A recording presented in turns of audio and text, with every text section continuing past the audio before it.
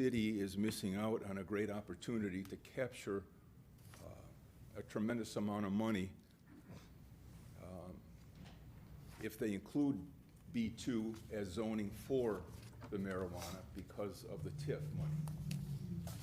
And I don't think that's been addressed, and I just wanted to make the comment that I think it should include B2 because of the financial windfall the city of Eastpointe would have. So if that can be looked into later, I just wanted to bring it to everybody's attention, and Happy New Year. Thank you. Is there anybody else that wishes to be heard? Anyone else wishing to be heard? Seeing none, we will close the first hearing of the public and move to the approval of minutes for the December 5th, 2019 meeting. Mr. Chair, I'd like to make a motion that we approve the minutes of the meeting for December 5th, 2019. Support. We have motion and support. Any additions, deletions, corrections, comments? Seeing none, Secretary, please call the roll. Mr. DeHunt? Yes. Mr. Lalonde? Yes. Mr. Jakubiec? Yes. Mr. Brill? Yes. Ms. Julinski abstained. Mr. Palazzolo? Yes. Chairman Lubeck? Yes. That'll bring us to new business. Item A. I'm sorry I didn't catch our substitute's name this evening. Sherry Peacock Nash. And how would you like to be referred to this evening? Miss Nash or Sherry would be. Okay, Ms. Nash, if you would, introduce item A under new business. Kelly Road LLC is seeking approval for a masonry wall at 2837 Kelly, parcel number 02-14-32-357-033, Openar Barber Lane Company, Ridgemount Park, lots 46 and 47. I've included also a photo of pretty pieces showing where this masonry wall would be installed. It's a 40-foot lot. As you can see by the second photo, there is a garage that will take up a portion of this area. Excuse me, could you lower the mic or just a little closer because I can't hear you too well? Oh, I'm sorry. That's right, thank you. Okay. Would you like me to repeat, sir, or? I think I got the gist, but I. Okay.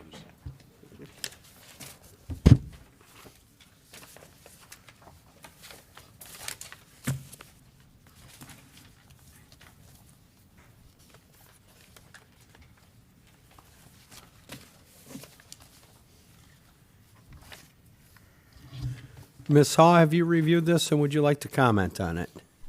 I have no comment, thank you.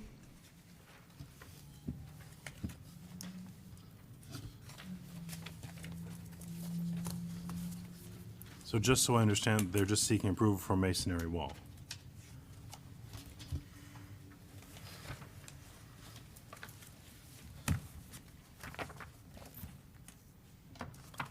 Is the applicant here? You could approach the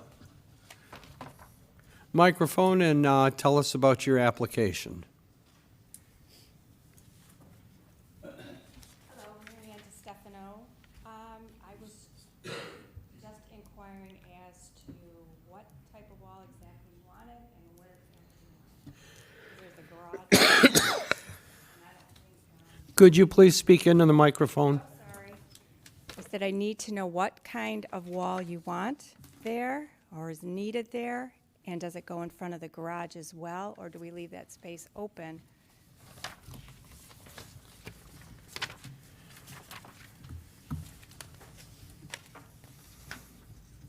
So have you worked with the building department as far as, you know, options that they have, or have you had any sort of discussion with them about this? No. I received the notice, so I filed, and this is where I'm at.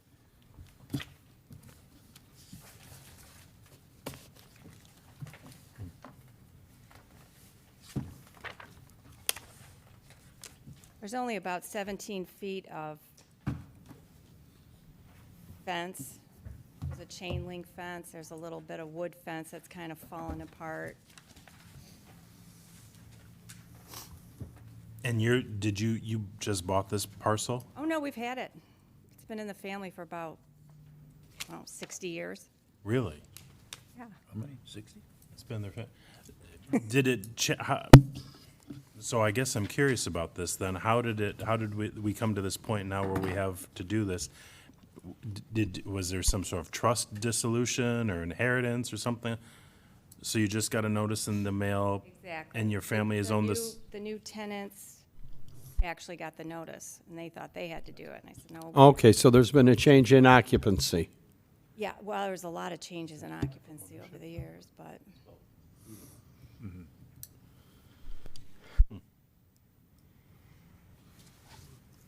I thought the masonry wall was only when there was change of ownership. Is it also change of occupancy? Change of ownership or change of occupancy. Okay. That is correct. So So- the occupant that was there must have been there quite a while. well, there's two stores, so they, 4 or 5 years, they change out. And even if I put the 17 feet of wall, there's still a portion it's really a mess over there.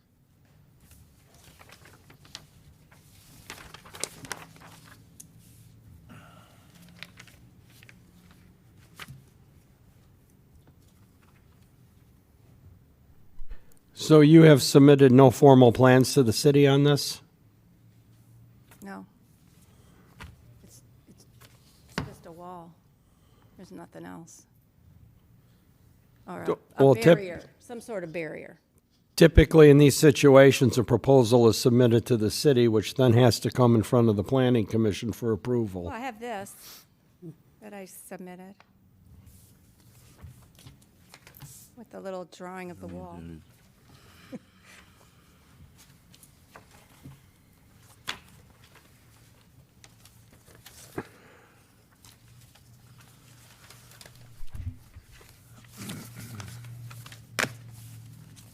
I don't appear to have that in my package of information. Would you like it? Yes, if I could take a look at it.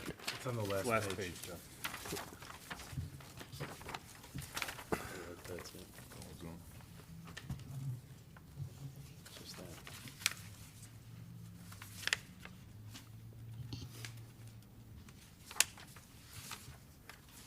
Ms. Nash, do you have any information on this? The wall to the south, as you can see that from the, where I give you the photo of the pretty pieces, to the south of it is one of those, like a concrete post I-beam with the inserts.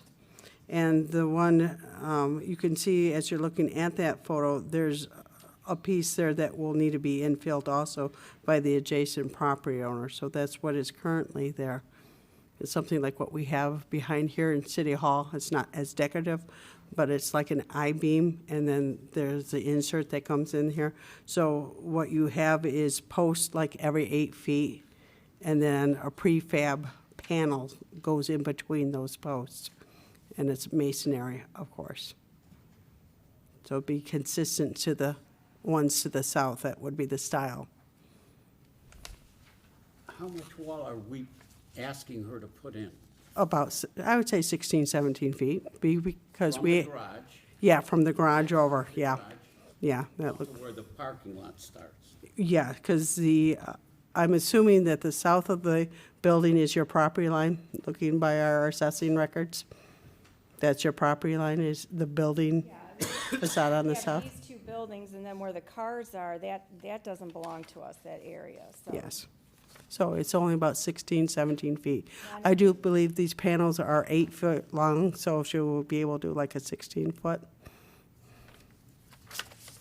I mean, if that's what you want us to do, that's what we'll do. I don't know what you wanted, and if you wanted me to go in front of that garage.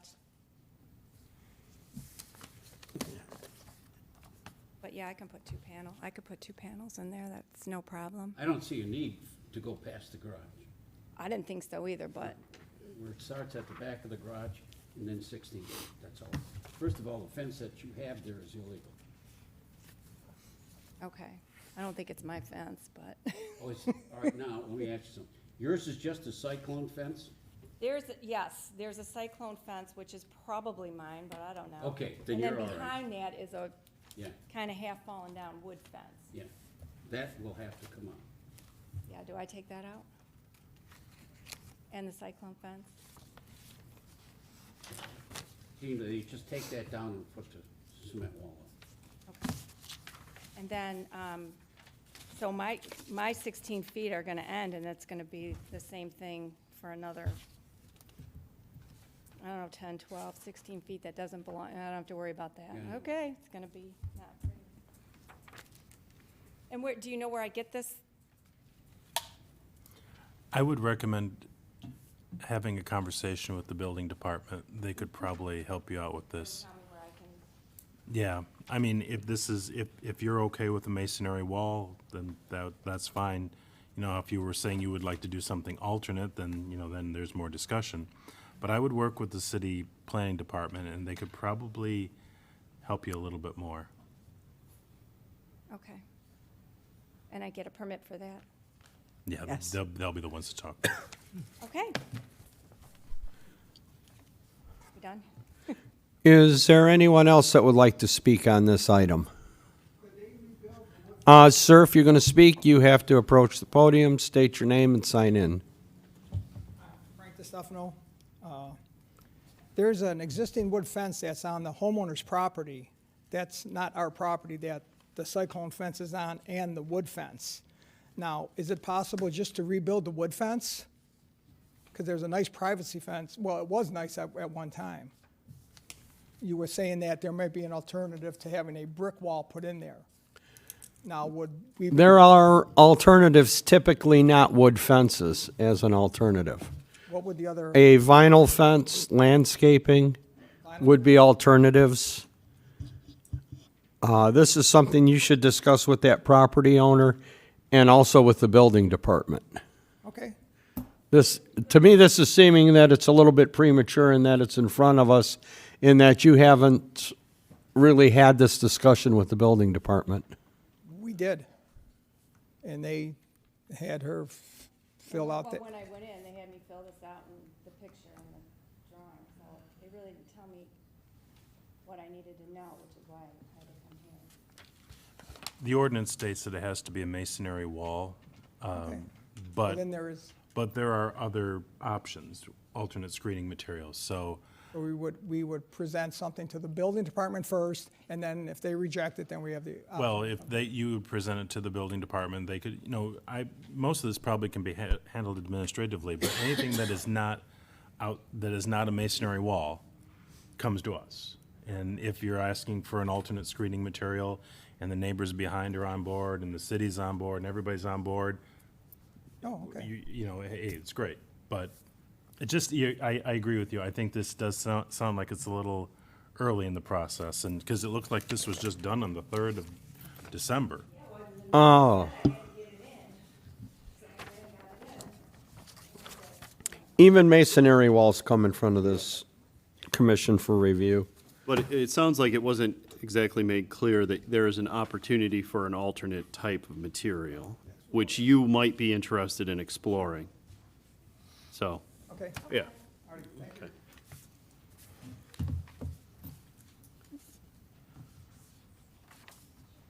Mr. Chair, I'll make a motion to table new business A, Kelly Road masonry wall, until the next planning commission meeting or until such time as the applicant has an opportunity to speak with the building department. Second.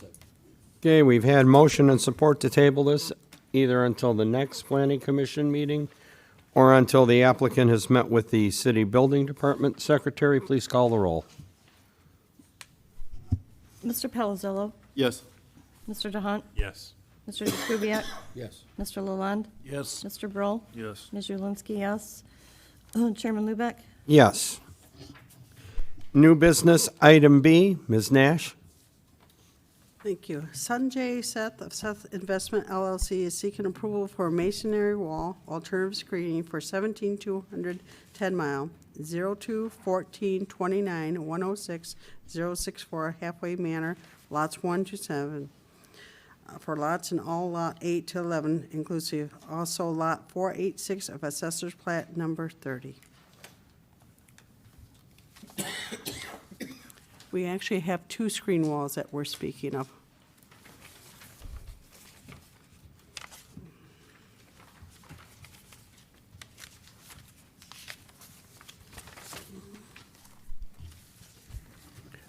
Ms. Ha, have you had a review on this? No, I have not.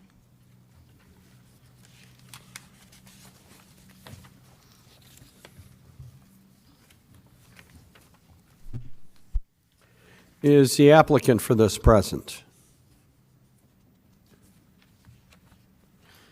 Is the applicant for new business item B present?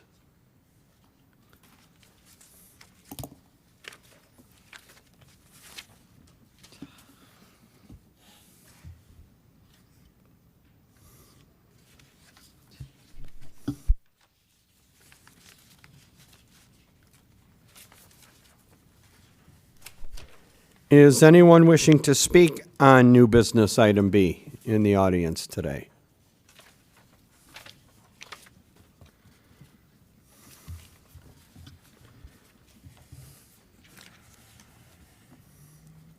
Well, without an applicant here, I think it's difficult, if not impossible, to proceed with reviewing this.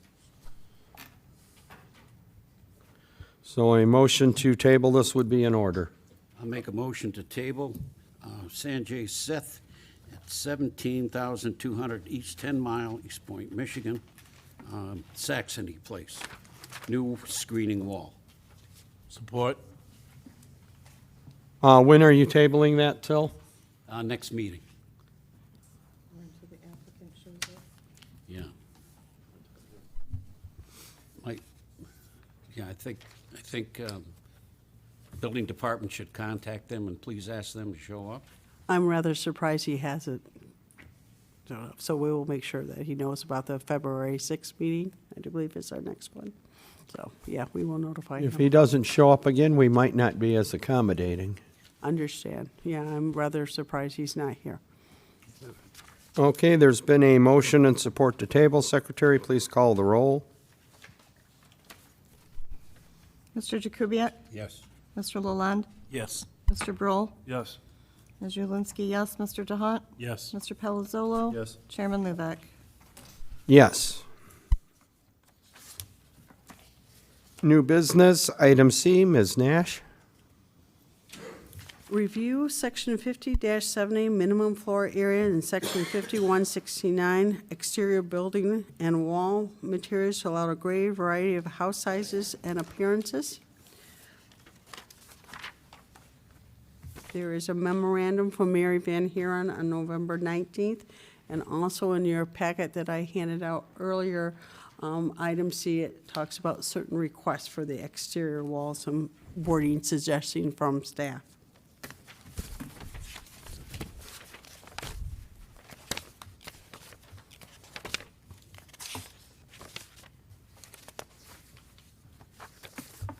I'm sorry, what's the suggestion from staff on the exterior materials?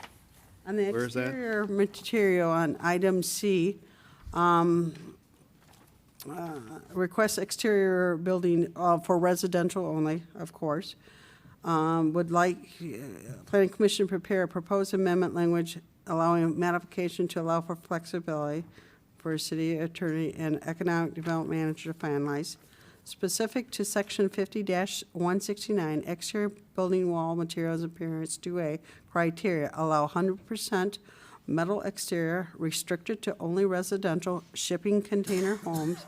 Project must be pre-approved by the building director and may include additional requirement. Any other criteria, of course, you guys would suggest.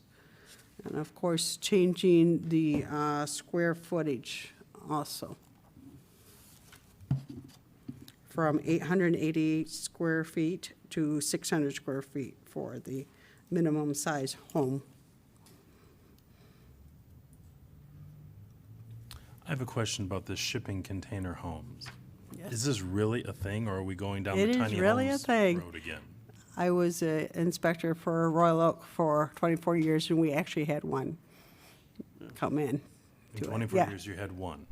Yeah, we had one. It's only a new thing. It takes a little, well, it definitely takes a licensed engineer to do the plans because the residential building code does not recognize them yet. And because they're so narrow, usually you have to put two of them together, so you have to weld them together. It takes them, and then they're stacked.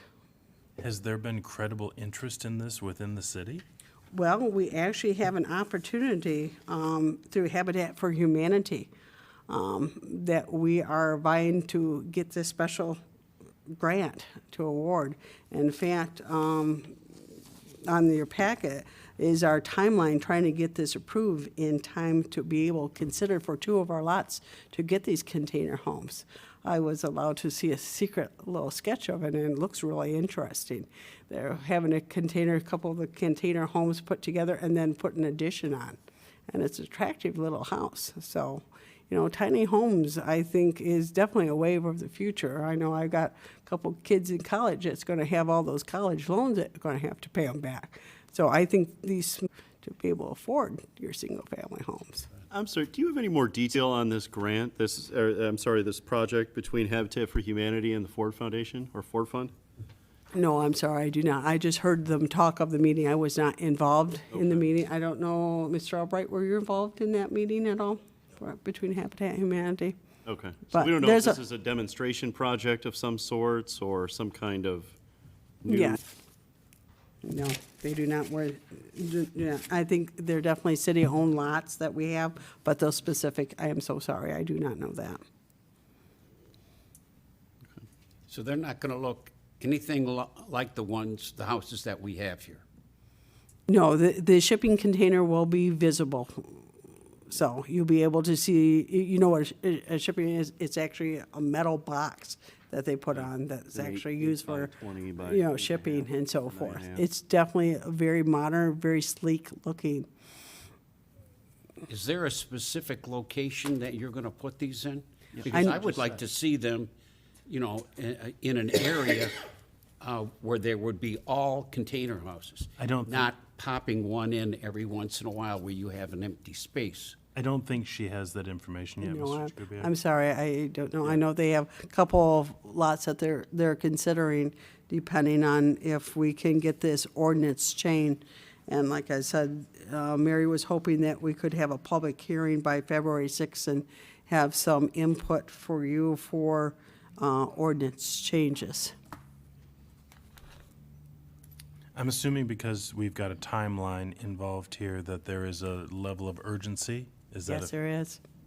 Okay. I know when our new director, Kim Holm, came to me, and she goes, "Are you prepared for this?" I go, "I know a little bit about this," and she's the one that helped me with the criteria for the exterior building and wall material, because, you know, we have very specific ordinance requirement, definitely for the non-residential. Non-residential only allows 15% steel, and then your language for residential is just saying, basically, you're gonna fit in with your neighbor. Right. So, Presumably, it says in the memo that a decision will be rendered by January 31st.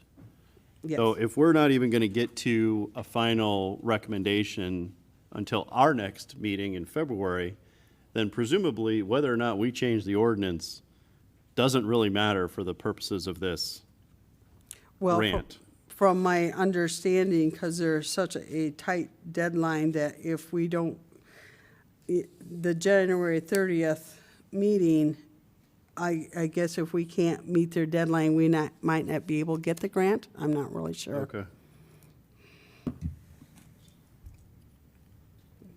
Oh, the city manager.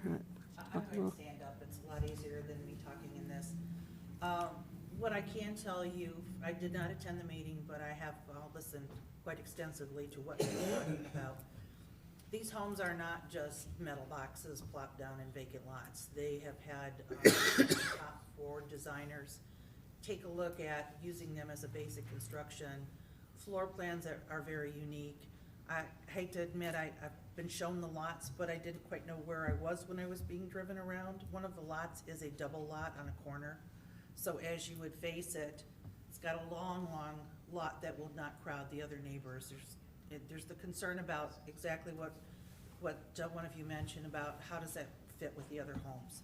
And so both of these are on corner lots. They are not mixed in between other homes. It gives a little bit of length. They're going to put additions on it. They'll put stylized on it.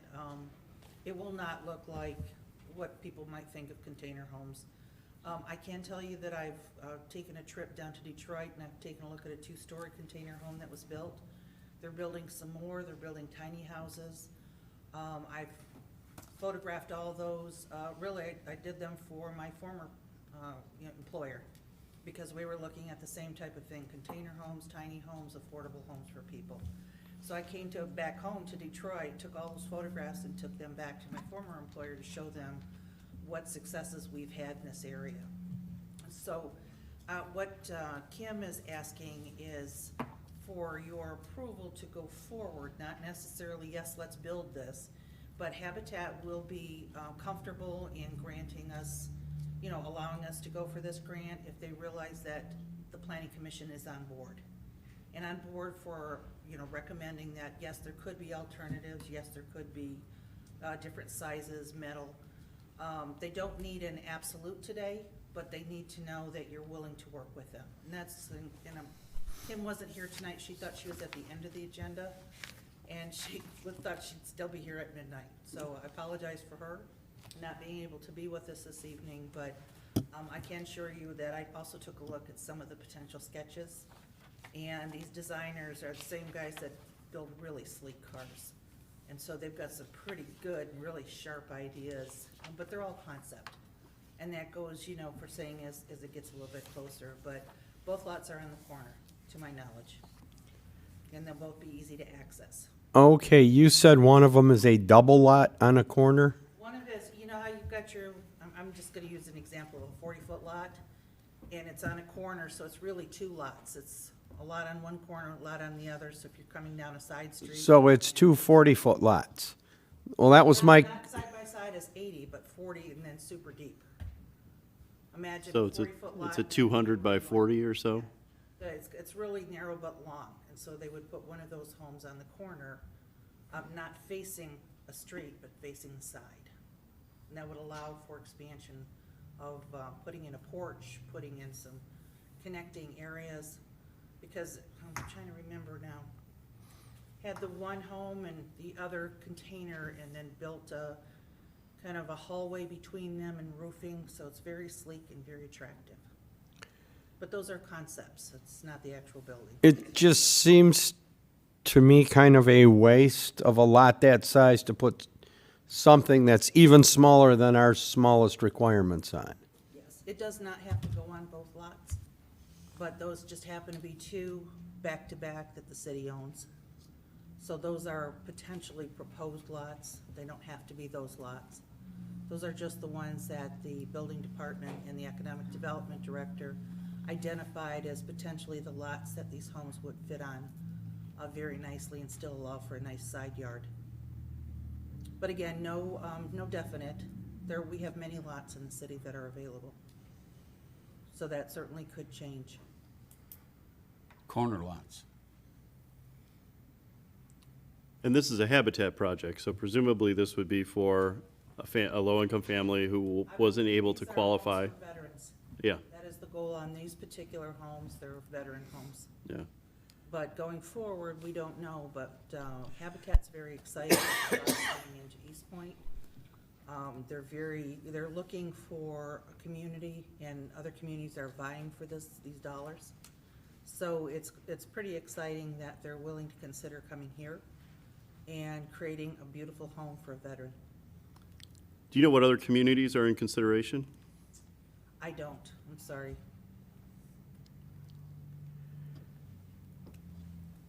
Ms. Haw, if we were to amend this ordinance, then this would become a build by right, wouldn't it? Correct. If we amended the design standards, then that would apply to single-family residential. So then at any point at any time, on any lot, somebody could come in and say, we're putting one of these container houses. If it was just a change that allowed for the facade to be of the metal material. And the minimum square footage. Correct. So if the commission was interested in permitting such a use, there are definitely other regulations that you could add on, different criteria that would limit the scope of that. Yeah, I don't know about anybody else, but I'd really like to see one of these. Still early in the Come whole downtown, I'll show you one. discussion. Show you the two stories. Because I've done an in-depth study on tiny houses, because at one point, one of our council people was interested in it. So I've got information on tiny houses. I don't want them here. We don't have enough room. I would like to see a subdivision of either tiny houses or container houses, all right? I really don't want them plopped down in the middle of a residential area. Okay, I think that would lower the property value. That's what I'm afraid of anyway. I admittedly, I'm going to object. I don't think this is a good idea at all. But my objection is actually on the other side. First of all, the work that I have seen in container homes is actually very sophisticated in terms of engineering. You need a really good engineer and a good welder, actually a team of welders, to make sure that that structure comes out well, and it's not cheap. So my objection is, well, twofold. One, I think to amend the ordinance to allow for what seems to me to be a demonstration project is a non-starter. Like, if somebody really wants to go less than the 880 or 800, whatever, 880, right, wherever you're at on the minimum square footage, get a variance and go through the zoning board. I'm not going to really entertain that a whole lot here. And secondly, I think that we are already the most permissive in terms of minimum square footage of any community in this county. And if you can find another county that allows, or another city in this county that allows something smaller than us, good luck. I would love if Macomb Township, Sterling Heights, Shelby Township, Ray Township, Washington Township, I hope they're in the running for this Ford Fund grant. I would love to see them amend their ordinances from an average size of 2,400 square foot of structure, 600 square feet of structure, and see how it goes over there. So I would like to see what other communities are willing to do and put their money where their mouth is and allow for more accessible housing for veterans who clearly deserve it. We do not have a housing affordability problem. We have an income problem and we have a housing quality problem, but those aren't the two same things. So I am not at all loving what's going on here. I'm okay with the shipping containers, to be honest with you, but they are not cheap. I mean, trust me, I've talked to plenty of people who have done them in practice, in the real world, and it takes a good amount of money, investment, and time to get one where you want it. They do look cool. I think they look great, but it's not an affordable housing project, and it's not something you throw two shipping containers together and say, have at it. It takes a lot of work.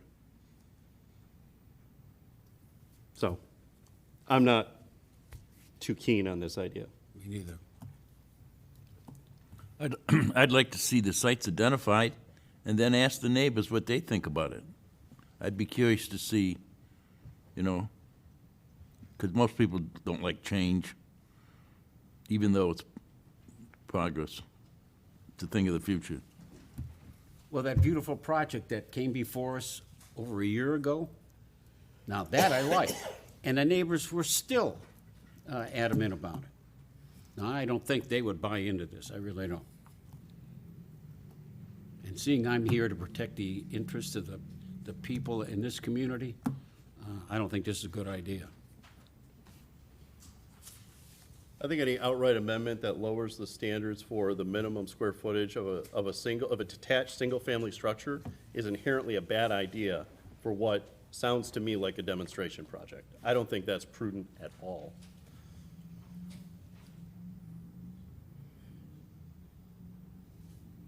I agree with you. I don't think it should be lowered either. 880 is 880. I think we're about the minimum. Maybe, I think Warren is maybe about where we are. But that's it. Unless maybe I'm thinking, maybe somewhere out there like Romeo or some other older community has some standard that they haven't updated in God knows how long. And I mean that as no offense to Romeo, but I'm trying to think of other communities that were developed long ago.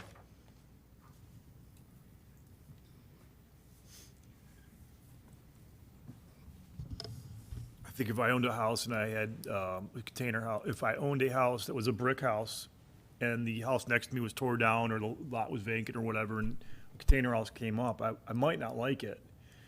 I think what would be more interesting is if were talking more about a PUD, you know, to fill a certain spot with a, I don't want to say a subdivision, but like kind houses, because a container house is not Exactly. like a brick house.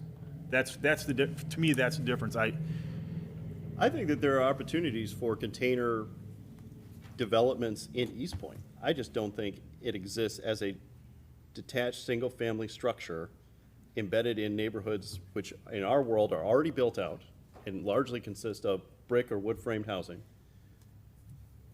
and won't match most of these. Not to say that there aren't any places in the city that wouldn't have an opportunity for a shipping container house, but I think the more likely scenario for shipping container development is in multi-story, multi-unit developments where you have some commercial or retail office element on the main floor and maybe units on top. I think that's a more plausible scenario for a container development in Eastpointe. Sorry, trying to get a hold of Kim. It's probably her. Sorry. I find myself in a quandary with this because I understand where the concerns are coming from, and I'm not a fan of tiny homes. However, I can't not consider the future. I'm not saying this is the future. This is the way that the homes in Eastpointe should go.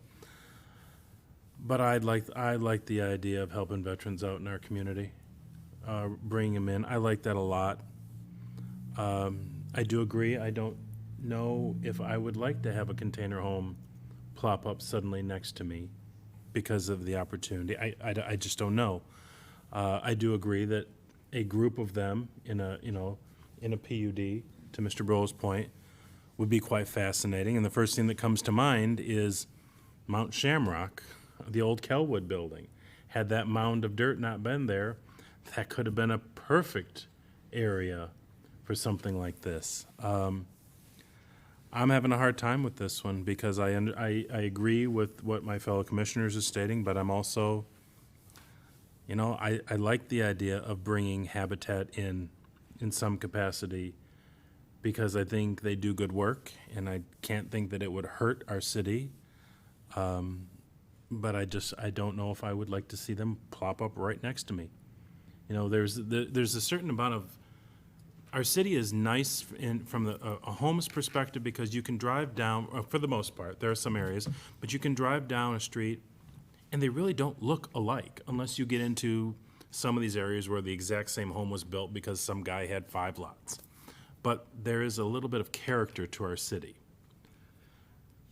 And admittedly, you put a container home up, and it's going to be full of character. But I'm having a hard time with this one. I agree with my fellow commissioners to a point, but yet I see this, so it's like, and I also don't like being put under the gun to get something crushed quickly. And I just wonder if there is a way that we can come to some sort of middle ground. If 880 is the number right now, and were they asking for 600? 600. Would they meet us a little bit? I mean, can we give up a little bit? Would they give up a little bit? Are there some things that we can do to try and get some middle ground? I don't know. And I'll say this, because I have had an opportunity to work with container developers before. Like I said, standard shipping container is either 20 by 40 foot by 8 by 8.5 or 9.5, right? So you're working with a,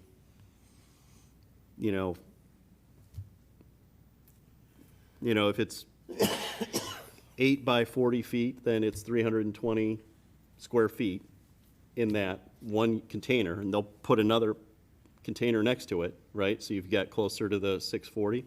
The minute you start altering and cutting up containers, it increases the cost significantly. The only way you make it efficient is when you start stacking or organizing whole containers in such a way that you can line them up parallel to each other or perpendicularly to each other, and try to figure out how to get them to support each other structurally. The minute you start cutting them up, it adds significant time and cost. Ms. Doom, do we have any sort of images of any of these homes that Habitat has done? No, we don't. I've seen proposed sketches. I did hear from our economic development director. She says the lots that are proposed are 2 corner lots near the senior center on Nels. Senior Center on Nels. I think she means the subsidized housing for seniors on Nels off of, 9 Mile is one, but then there's one south of that. Yeah, I'm thinking it's that one on Hayes is what I'm thinking that it might be, on Hayes and Nels. That we just recently demolished a house this fall on that. I'm wondering if that's not the lot. That would be right in front of Oakwood, kind of. Yeah, it would be east of Oakwood, I'm thinking, yeah. I'm thinking Hayes and Nels. That's my thoughts. I'm not sure. Reach, Ms. Coleman to come, I know she doesn't live far away, so that she can answer some of your questions for you. I don't know whether she can come, I haven't heard, she said her phone's acting up.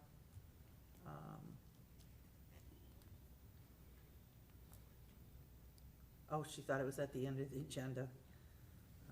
It was. Changed it.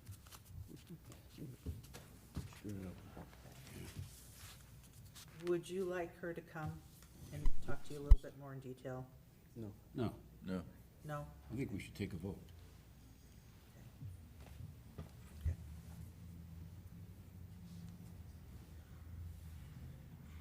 I'm sure this is not a one-shot deal, that they'll probably have, put bids out for next year or the year after, especially if this is gonna be the wave of the future. I just want more information. I mean, to drop this on us without pictures, without where you're gonna stick them, this to me, I can't do it. I just can't do it. So do you want to table it, or do you just want to say Well, what do no? Well, if they want to bring it back later on, where we've got more information, that's fine. But I think right now, I don't know if I want to table it or just take a vote because we Well, I have guess, insufficient. what is the business is to review the ordinances. I mean, we review the Yeah. ordinances. So I guess there is no official action that absolutely needs to be taken at this point, because there's no request for action. It's just talk about it. Well, what more do you need to see? What do you need to see? Just a picture of the? I want to see a picture of it, Yeah. okay? Yeah. I want to know what the size is. I want to know where they're going to stick them.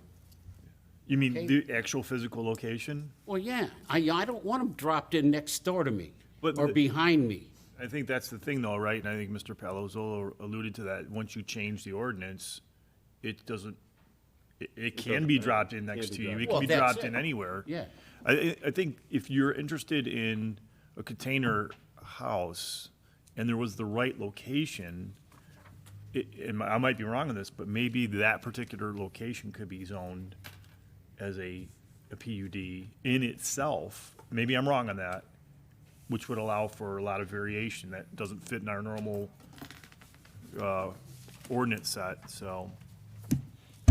Yeah, I thought about where they could put a number of them, without interfering with the rest of the residential area.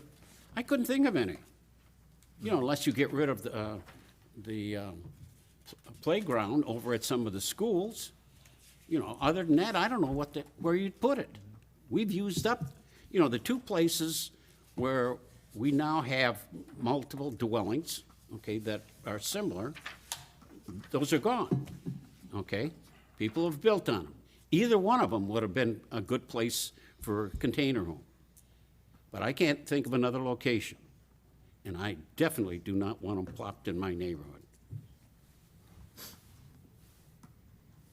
And I think if the city wants, let's open it up and have people come here and talk about it, whether they want it.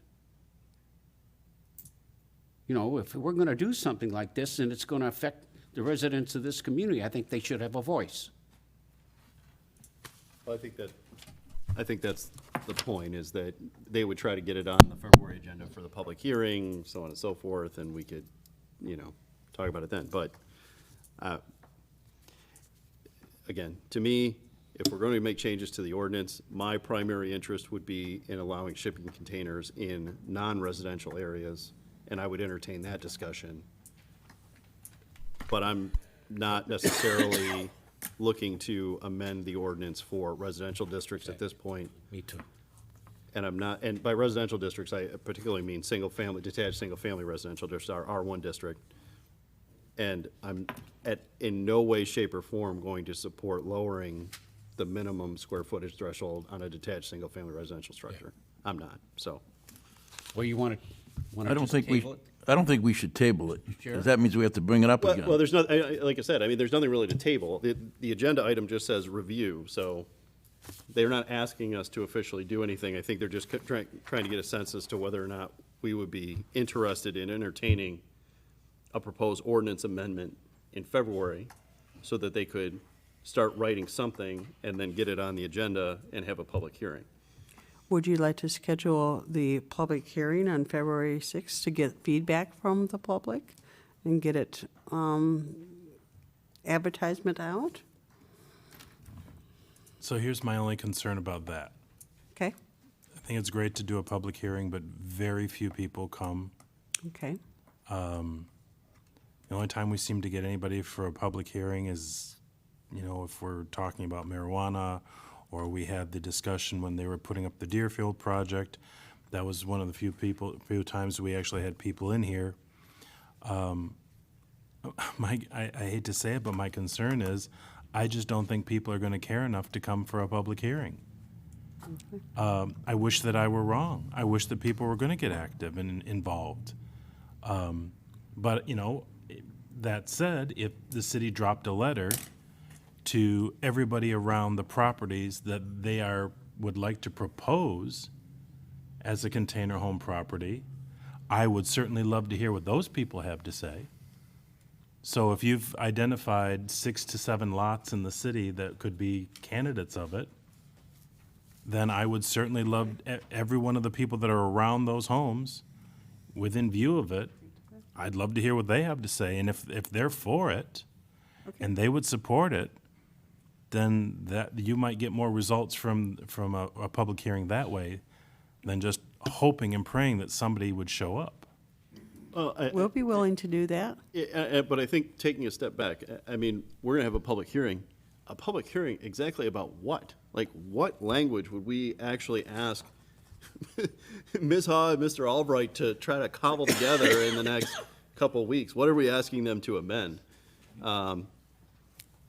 You know, and then what would people actually comment on? I don't know. I mean, we haven't really talked about a whole lot of the detail of what that change would even look like at this point. Isn't the bottom line just amending the ordinance to make it smaller square footage?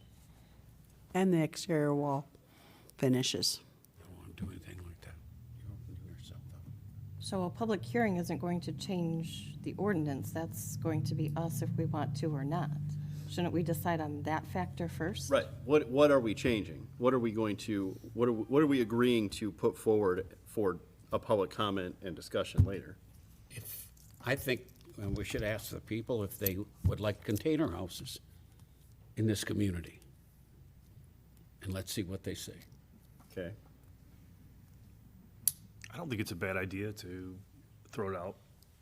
Maybe we'll get nobody. Maybe we'll get 10. Mrs. Doom? Could you put a small letter in the water bill? To let people know what's going on? We can actually go out and reach these neighbors that would be directly impacted visually. We could pick an area, geographical area, and knock on doors. And put letters also. I'm sorry for the phone. It's a brand-new one. It's a city phone. I don't know how to use it. Not a problem. I can't get the thing to quiet. But yeah, the design that Kim has is in her office, and they were just some samples. But yes, I think that's a really good idea to reach out to the residents. Absolutely. So we do have, are you going to be able to read that very quickly, that circled area? This is what council had hoped to achieve from. It says, at the December 17, 2019 City Council meeting, they asked that this matter be placed on the Planning Commission agenda for review and possible recommendation to City Council for ordinance changes. The ordinance are attached for discussion. We are hopeful that the Planning Commission can schedule a public hearing for February 6, 2020.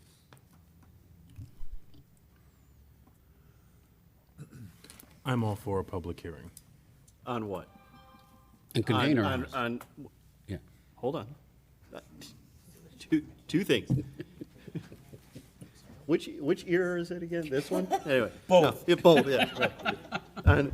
On reducing the size and on these criteria. Yes. Okay, on both? Okay. Mr. Palazzolo, I don't know, I found it up here, that's right. can you perhaps impart some wisdom? It sounds like you know a little bit about container houses. I do not. Why would somebody want to build a container house versus another house, perhaps a flat without a basement? What are we talking about here? So containers new, depending on, and that is key, and I will say this, and this is one of the arguments that a lot of container, not reputable container developers, but some people will make, is that container houses are a way of reusing existing materials that are already out there, right? There are literally millions of shipping containers in the world that are not being used. I think over half of them are sitting in ports in China, just sitting there doing nothing. There are a few problems with that. One, containers are designed for long voyage sea vessels, right? In order to survive and do their job, which is protect the goods that are inside them, they need to be treated for all sorts of things. Pesticides, insecticides, and they're spray coated in a large number of chemicals that are not suitable for human habitation, I'll say that. In order to reuse one, you would have to literally sandblast it down to the bare metal and then recoat it. So reusing them is not an option in most cases. The other thing to consider is that a lot of times we ship toxic or hazardous waste across oceans in these things, and you don't know what has been leaked out of any containers that are in them. So merely stepping inside one that has been through several voyages could be harmful to your health. So I wouldn't recommend it. The new containers are fairly cheap in and of themselves. I think the ranges I've heard are anywhere between, for an 8 by, and don't quote me on this, but from what I've heard, anywhere from for an 8 by 20, 8.5 high, they start at like in the 2,000 range. So if you throw a couple of them together, a few of them together, you've got a basic building block for about $10,000. Which all sounds well and good. The problem then becomes in the engineering of it. In order for it, what people don't realize is that, yes, steel shipping containers, they are steel. They are very strong. They are built to withstand and bear heavy loads, particularly at their corners and on their sides and at the fronts, because they're stacked on top of each other. The problem is that the minute you start cutting into those sides to create things that most inhabitants would want, like doors and windows, you compromise the structural integrity of those walls. So you need a very experienced builder, engineer, and welder who can do that competently without jeopardizing the structural integrity of the structure, of this new structure that you've assembled together. So while the materials are relatively cheap, the engineering, the labor, and the assemblage can get rather pricey. You really need to know somebody who knows what they're doing and can do it well in order to get that. And that's in part why I question, I think this is kind of a demonstration project to see if shipping containers can be used in an affordable housing context, because in most cases, they are not affordable. I mean, they are a niche, sort of modern material that certain architects and developers like to use because they're a new thing. But they have challenges, I'll say that. They have a number of challenges. Yeah. It seemed like a certain climate might do better for them as well. Well, and that's Think about the heating costs. It would- Well, yeah, I know you didn't I mean, say I didn't inside, but- even get into that, but I mean, think about, you're in a container that is at most 9.5 feet high, right? So where does your duct work run? And it's 8 feet wide. Where does duct work, plumbing, electrical, where does all that go, first of all? In order to climate control it, you need to very thoroughly insulate that material, because otherwise it'll become a hot box in the summer and it'll become a freezer in the winter. Right. So it takes some effort to adequately climate control, and this is after you've assembled it, right? So, I mean, after you've gotten to the point where you have a structure in place, you need to make it habitable. And it takes some effort. You're not working with a lot of very accommodating dimensions, I'll say that. So you have an existing thing, you have a container that's not being used. Yeah. Being repurposed, but then after all of the repurposing, are you really saving money? Well, again, and they wouldn't repurpose an old container. No reputable developer that I've talked to would actually repurpose an old container, because it's not cost effective. They would have a brand-new container that was built, and it would just be, it wouldn't be weatherized or treated to withstand the elements of long sea voyages. So, Yep.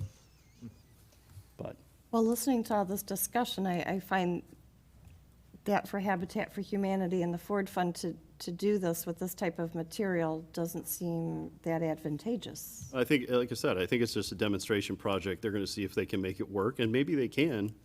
And if they can, more power to them, but it's a new form of development. It's not without its challenges. And I would think with all the work that Habitat for Humanity does and all the other materials that are still low cost and not changing a lot, that they would find something more simplistic. they do great work with existing materials, and they just rely on a lot of free labor and donations. And I work with Habitat Detroit in my former life a lot, and they've got the organization side of it down. They're very good, all of them. So, but And that, Ms. Ulinski, you hit on where my mind is going with that. I'm all for affordable housing for veterans. But I also know in Eastpointe, we have a lot of tax reversion properties. Many of them 880 to 1,000 square foot houses that I think would be more beneficial to the community for Habitat Humanity to take over some of them and rehab those for veterans, rather than try this experimental thing, which on the downside, modifying this ordinance means now anybody can come in on any lot, put up a 600 square foot house with metal sides on it that isn't a container house. Correct.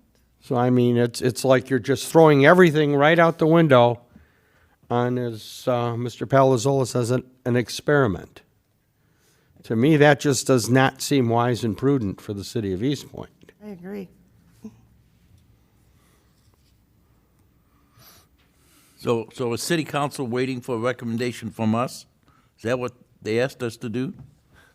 Do we make a motion to leave the ordinance unchanged? Would that work? I guess we could make a motion to make that recommendation. All right, then I'll make that motion. Wanna wait till Walt gets back? Recommendation to do nothing? Yes. Yeah, I'll support that. Okay, so we have Mr. Lalonde, who has made a motion to make no changes to our ordinance. Correct. Did you want to state any reasons for that? Or you just want to make that as a blanket motion? Make it as a blanket motion. And that was supported by Mr. Palazzola. Is there any further discussion before we vote? I would just, yes, my comment would be that in the right circumstance, I would be more apt to explore it, but not At the- building a new house in an existing brick sub or an existing sub that has no match. That's where to me, I'm struggling with that. If we had a PUD and there was a series of houses that were in a certain area, all alike, I could see that more. So, in my context, that's problematic for me.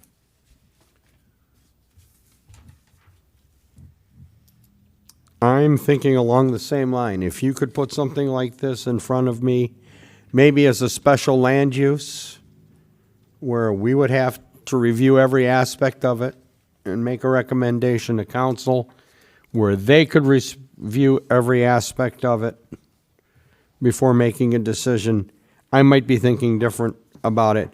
But just to completely throw our building standards out the windows for this, I'm not in favor of it. I just realized we neglected to hear from our council liaison this evening, Mr. Curley. I don't know if you had anything you would like to add to this discussion. No, this is something brand new that I've been introduced to as well, and I think you got to be very careful. Perhaps on individual basis, somebody would come to you and say, "Hey, I'd like to bring in see, I'm old enough to call those things boxcars." Right? Isn't that the same thing as containers? They're the old boxcars. Maybe on an individual basis, then the planning commission could make a decision on individual basis. If that person came and said, "I want to take the container and I want to put it at wherever, on whatever street and whatever the lot number is," then the planning commission could probably do that on an individual basis. But to do a clean sweep, that's pretty tough.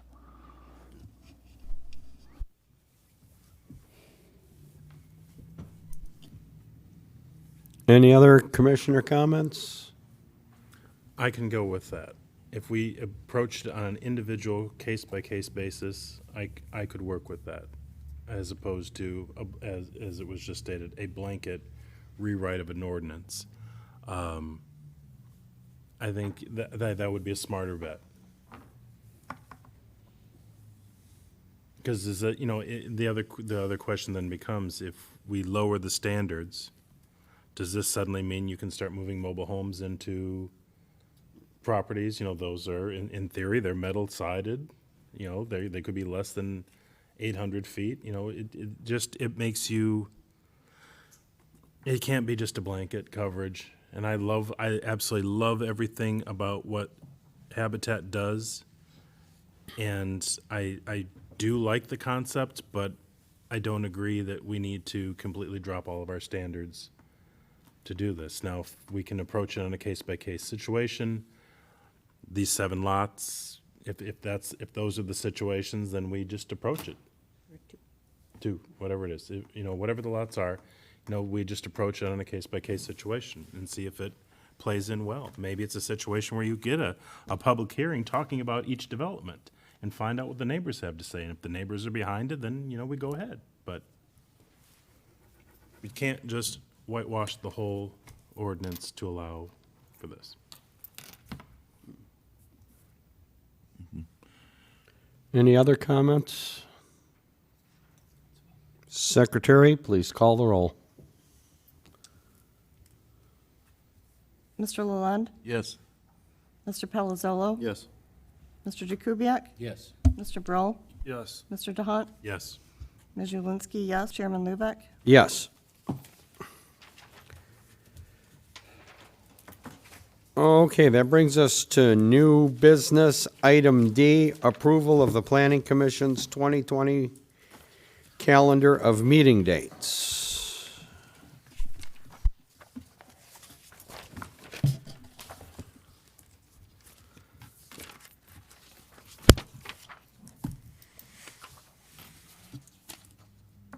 Mr. Chair, I'd like to make a motion that we approve the calendar of meeting dates for the calendar year of 2020.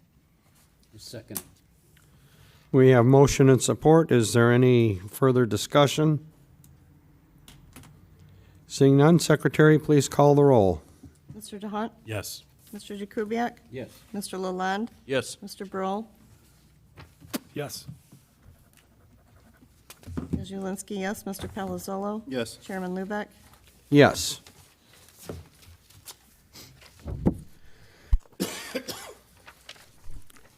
New business item E is the 2019 annual report of the Planning Commission.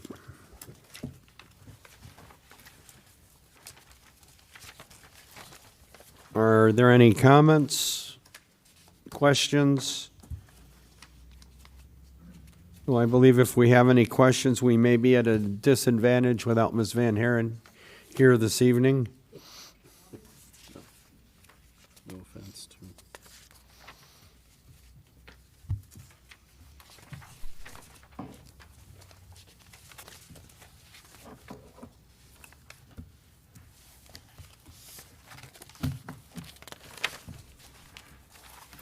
Mr. Chair, unless you wish to table this for Ms. Van Haren to come back, I'd like to make a motion.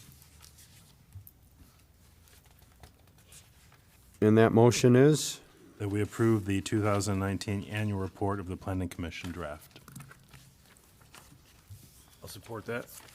We have motion and support. Any additions, deletions, corrections? I'm sorry, I actually have two. On page 4, under land banking, I think it's probably wise to include the city as an entity as well, since we know that the city is actively trying to figure out alternate uses for foreclosed properties that have come back through reversion, especially since we just talked about properties that could be sites for container homes.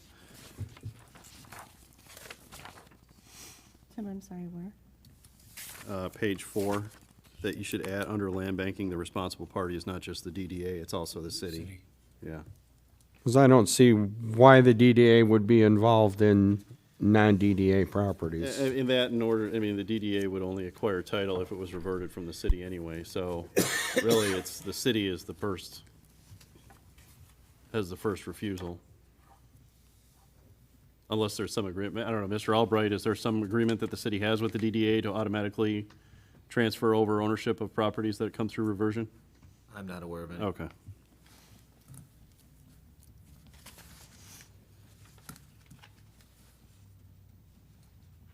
So I would recommend maybe some modifications to that language.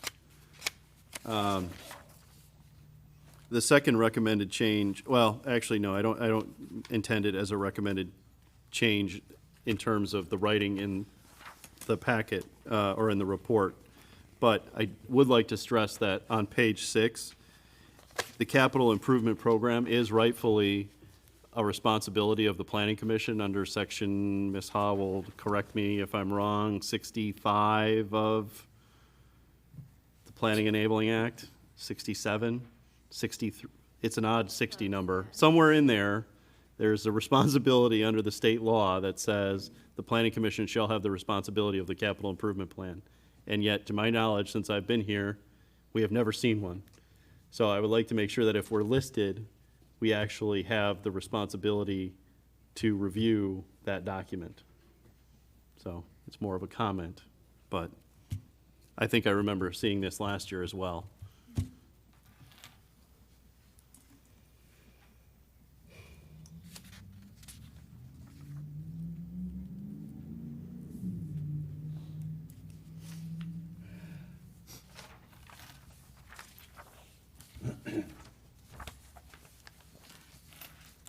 Mr. Chair, I'd like to amend my motion to include Commissioner Palazzolo's comments and have the language changed in the land banking section to reflect city versus the DDA.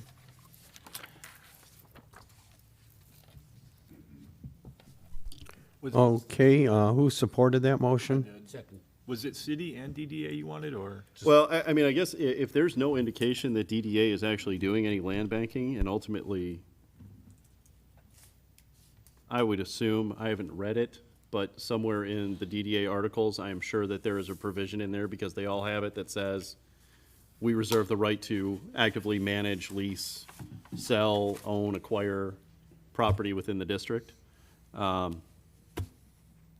So I don't think it makes sense to delete it, but the primary entity responsible for the land banking is gonna be the city.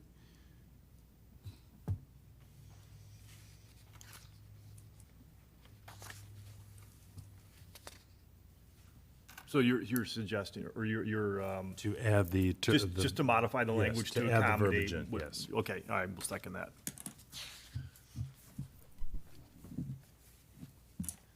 Anything else?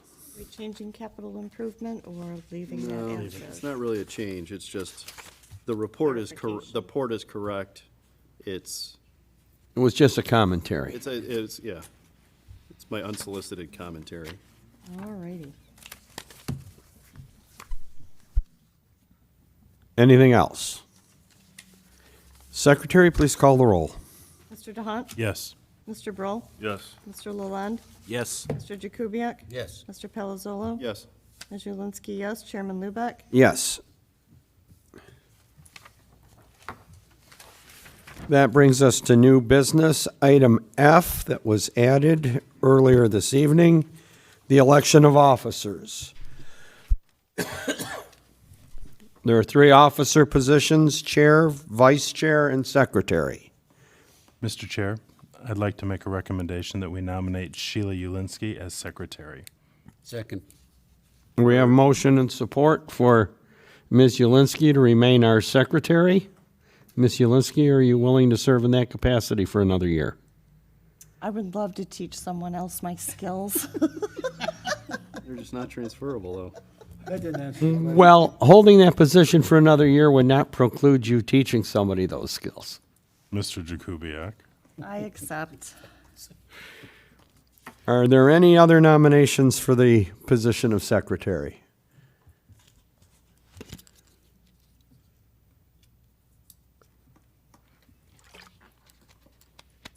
Seeing none, I guess a motion would be in order to accept Ms. Ulinski by acclamation for the position of secretary for the year of 2020.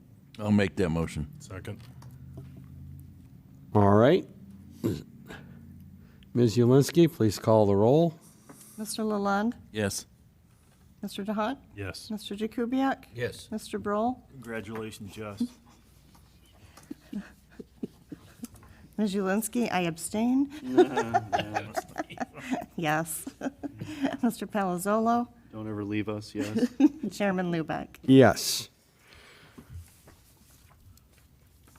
Okay, we still have the positions of chair and vice chair.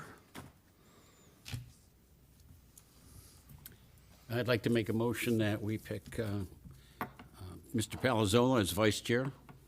Second. Okay, we have a motion and support to nominate Mr. Palazzolo for vice chairman. Mr. Palazzolo, you willing to serve in that capacity for another year? Considering you've been absent once in the 6 years I've been here, yes. If that ever changes, I reserve the right to change my mind. I should have. Yeah, right, yeah. I'll give you a reminder. And just for the record, looking at the annual report, that was a meeting 1 year ago. That's right. I know, and you're sick today, too. Yeah, no, look at that. He's a trooper. Guess January's not your month, huh? I just don't like the way he said that. Because I think I know what's coming next. Are there any other nominations for the position of vice chair?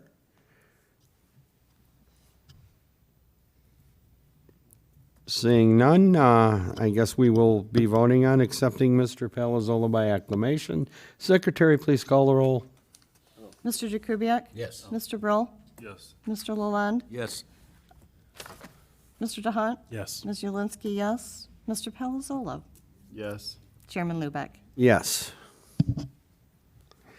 Moving on to the next item on the agenda. Yeah, right. Wait, back it up. Mr. Chair, I'd like to make a motion that we nominate Jeffrey Lubeck as Planning Commissioner Chairman. Support. We have motion and support for Mr. Lubeck to continue on as chair for the year of 2020. Mr. Lubeck, you willing to serve in that capacity? Yes. Are there any other nominations for chair? Any other nominations for chair? Seeing none, I guess Mr. Lubeck will be elected chairman again by acclamation. Secretary, please call the roll. Mr. DeHunt. Yes. Ms. Julinski, yes. Mr. Broll? Yes. Mr. Lalonde? Yes. Mr. Jakubiec? Yes. Mr. Palazzolo? Yes. Chairman Lubeck? Yes.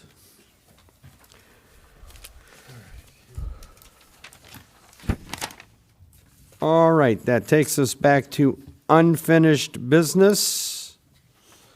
Item A, Ms. Nash.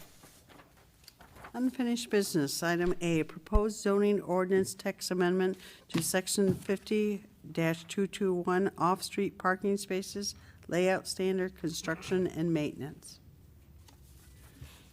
Thank you. Who will be addressing this subject this evening? Ms. Hall, go right ahead. Thank you. So as you recall, we have been reviewing the city's zoning ordinance in regards to the dimensional standards of parking spaces in non-public off-street parking lots.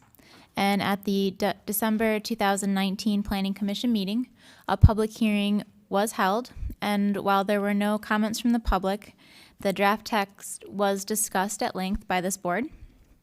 The revised draft text before you incorporates the subject changes that you were looking for, namely the addition of 5 criteria for the commission to base future decisions on, which include that the subject vehicle shall not be used by the general public and shall be located off-street, that B, traffic and activity of the subject vehicle shall be of low frequency, C, request for parking space dimensional reduction shall be the minimum deviation possible from the ordinance. In no instance shall any parking space be less than 8 feet by 18 feet. D, the parking area where such vehicles are located shall be demarcated by an enclosure, landscaping, or similar barrier. And E, compliance with all other ordinance standards shall be met. Both the attorney and I have reviewed this draft text, and we're happy to incorporate further feedback and take your direction. Thank you.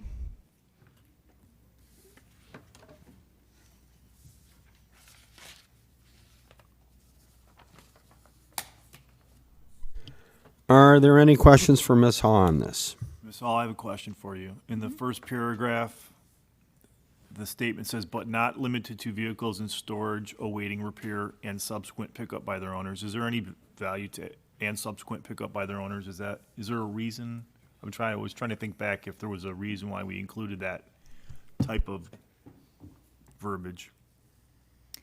I believe that issue was raised by Commissioner DeHunt regarding vehicles that would just be left in a parking lot for a longer period of time. So this is, by adding that statement, we're saying that it's not storage and the intent is that it'll be picked up, I guess, at some point. Correct, not long-term storage. In storage because of awaiting repair.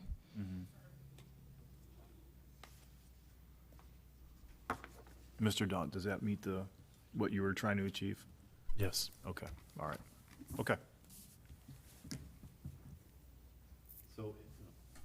So if pressed, how would you define low frequency? Well, that is a good question. At the December meeting, we talked about low volume and low frequency, and it seemed as if there was consensus among the commission to incorporate low frequency to determine uses that didn't have a high turnover. And what would be a high turnover? Well, the subject site that we were discussing had approximately 13 spaces for vehicles, and they stated that those would just be used internally, rotated on a weekly basis, not on a daily basis. Okay. So cars that would not change locations on a daily basis would be low frequency. It would be the discretion of the planning commission. Was the low frequency put in there in relationship to valet parking? Where you would have a constant in and out of vehicles?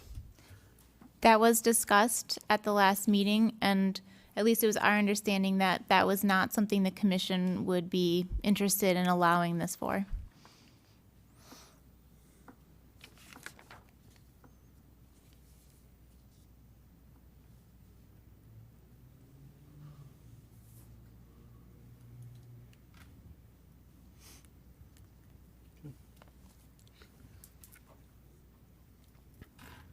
Although I guess by use of the word frequency, as we're intending this, there would be a larger frequency, a higher frequency of change with a vehicle than there would be for a valet parking situation.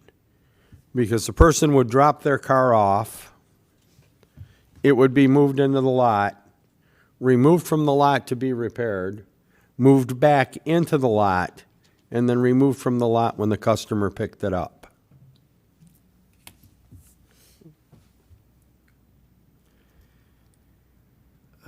Suppose if it was on a vehicle per vehicle, or if it was the turnover in the lot in general based on the number of spaces they were asking for the requested deviation. So it could be 13 spaces that would be used for valet that maybe would get switched over during a evening, or it could be 15 spaces that maybe the vehicle would await repair for a week or so.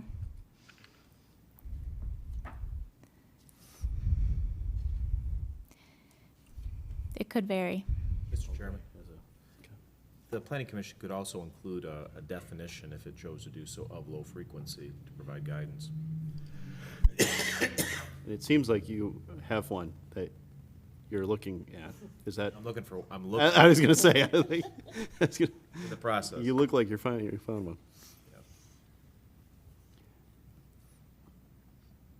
But that doesn't necessarily need to be one that has been utilized in other instances. It could be something that could be the creation of this planning commission, as long as it's approved by the city council.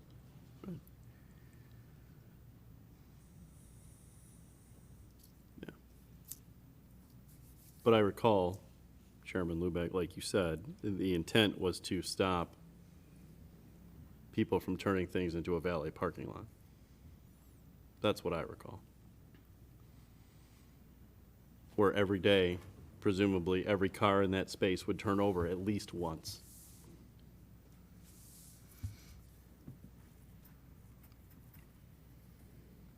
If that's what is meant by low frequency.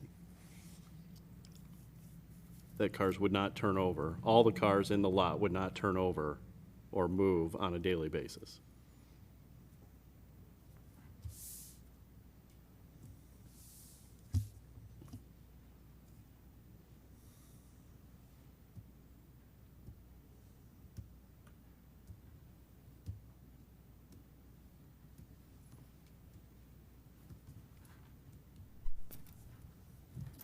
It's like the awkward pause. Well, I guess I'm thinking the optimum for repair facility would be to get the vehicles in when they open, repair them throughout the day, and have those vehicles paid for and off the property by the end of the business day.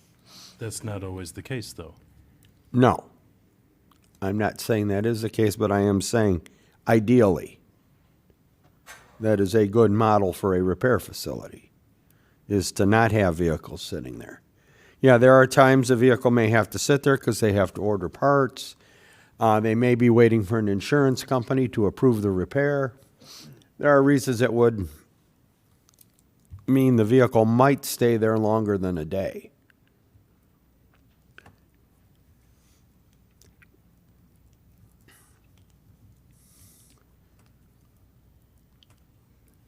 But I know what the intent was. I guess what I'm saying is I'm trying to find adequate verbiage to describe it.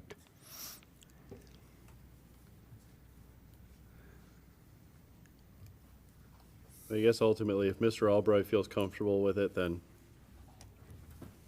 I'm good. It's the only question I have is, what does low frequency mean? And if we start picking and choosing who gets to lower their parking space thresholds based on an idea of low frequency that we can't articulate, do we run into problems?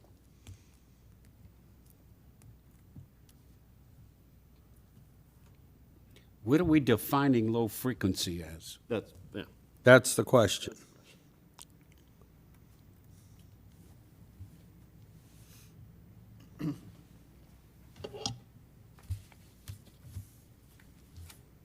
But Mr. Chairman, we can, the Planning Commission can certainly table approval to recommend this ordinance to the City Council to allow both myself and Ms. Haw to further define proposed subsection B, and in particularly low frequency.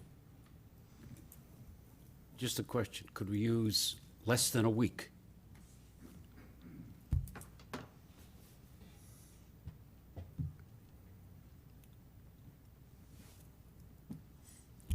Again, I happen to know somebody at this table who took a vehicle in for repair, and it happened to have to wait there for significantly more than a week for the parts to come over on the boat. So that might not be a perfect definition either. Yeah, but how often does that happen? I think we're getting lost in the weeds on this here. But when we're talking about low frequency, we're not really applying it necessarily to a lot that's being used as a storage pen for vehicles awaiting repair. This portion, are we using that more towards our concerns about valet parking and things along those lines? we would use that as a means to, if, potentially, conceivably, a property owner could come in here and say, I own a business that is going to have a lot of people come in and out. I'm going to buy this parking lot, and I'm gonna use it as a valet lot. But I want this number of spaces, and I want them to be of this dimension. The off-street parking requirement is 9 by 20, what? I don't even know what the original is, 9 by 20? Correct. Yeah, right. They say, I want 8 feet by 18 and a half feet. Do we say no? If we say no, why do we say no? Because that's not a low-frequency activity? If you're specifically trying to exclude valet, we could always turn the statement around and say something to the effect of traffic and activity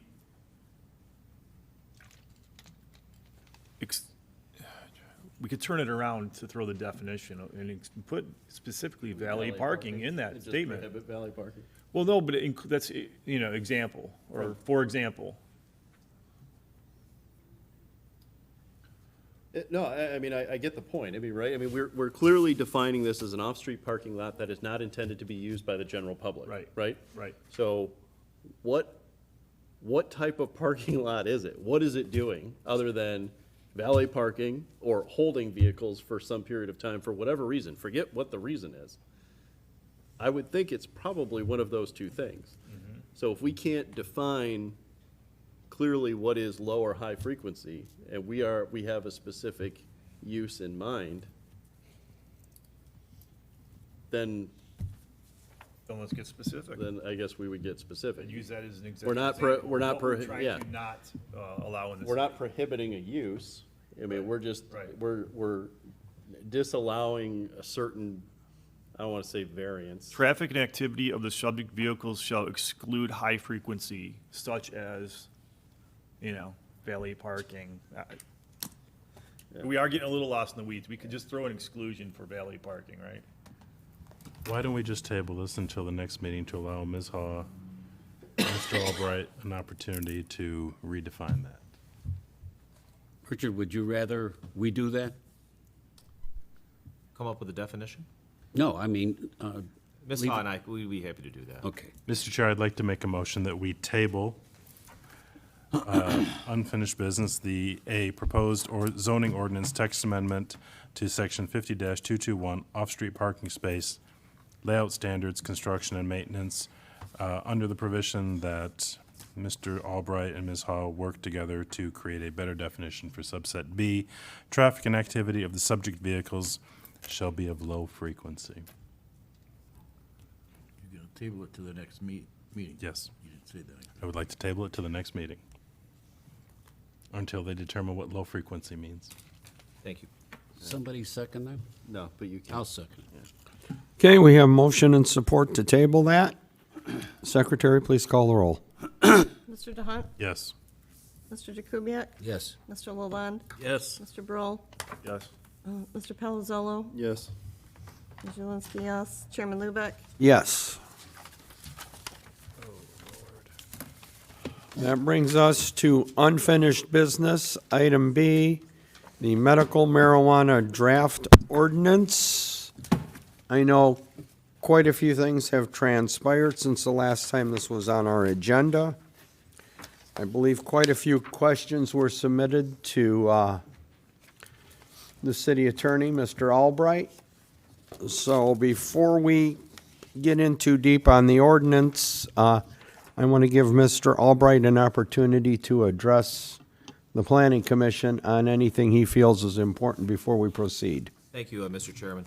Just for a reference point, when the Planning Commission last reviewed this proposed ordinance was during its meeting back on October 3rd, and so there have been several months that have gone by. So the starting point would be on page 7 of this evening's attachment, beginning at item F towards the bottom. That's where we left off last time.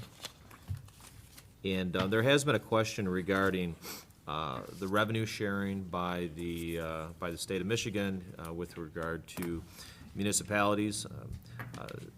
What this ordinance here covers is medical marijuana facilities only. And up until March of last year, there was an excise tax that was imposed on medical marijuana facilities.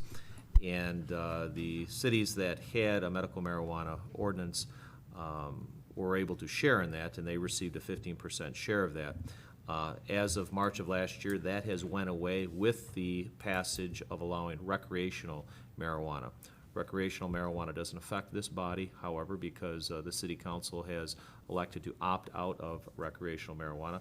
Had the city council decided to opt in, the revenue sharing on recreational marijuana is, well, first of all, there's a sales tax, and that sales tax is also applicable to medical marijuana sales as well, and that is based on 15% of 4% of the 6% sales tax.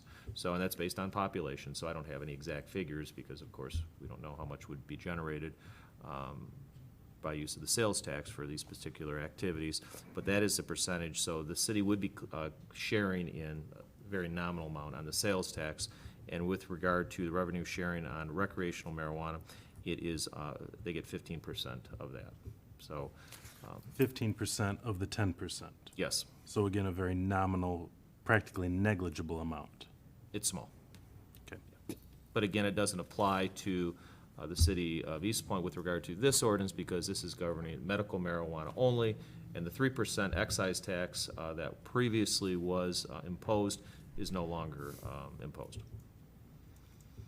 So you have the up to $5,000 license fee, annual license fee that the city can charge for these types of facilities, and also a portion, a nominal portion of the sales tax.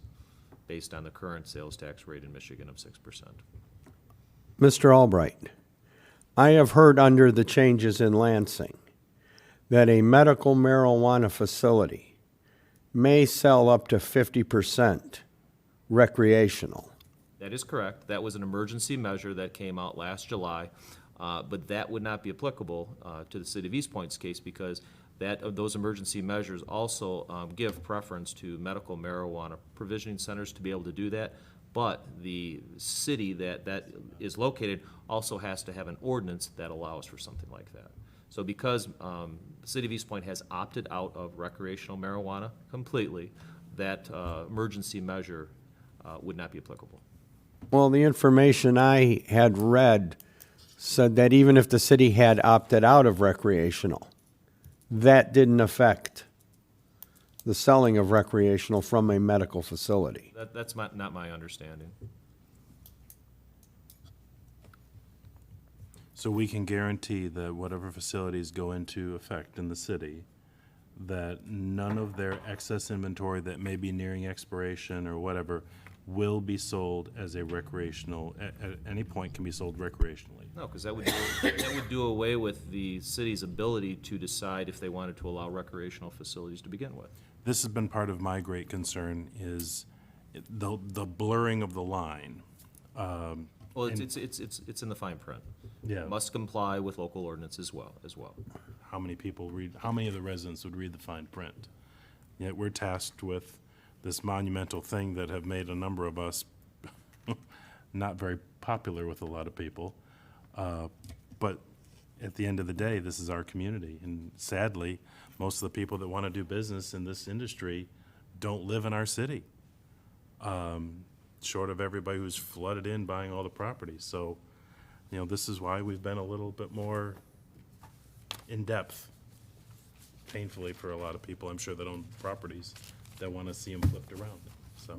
Mr. Albright, can you get this body, that part of the new law where we're protected against the owner of a building selling marijuana, where if we say we don't want to sell recreation, that regardless of the new law, the recreation law, which says 50% can be sold as recreation, can you give us that part of the new law that says we are protected, all we have to do is say we don't want to sell it? Yes.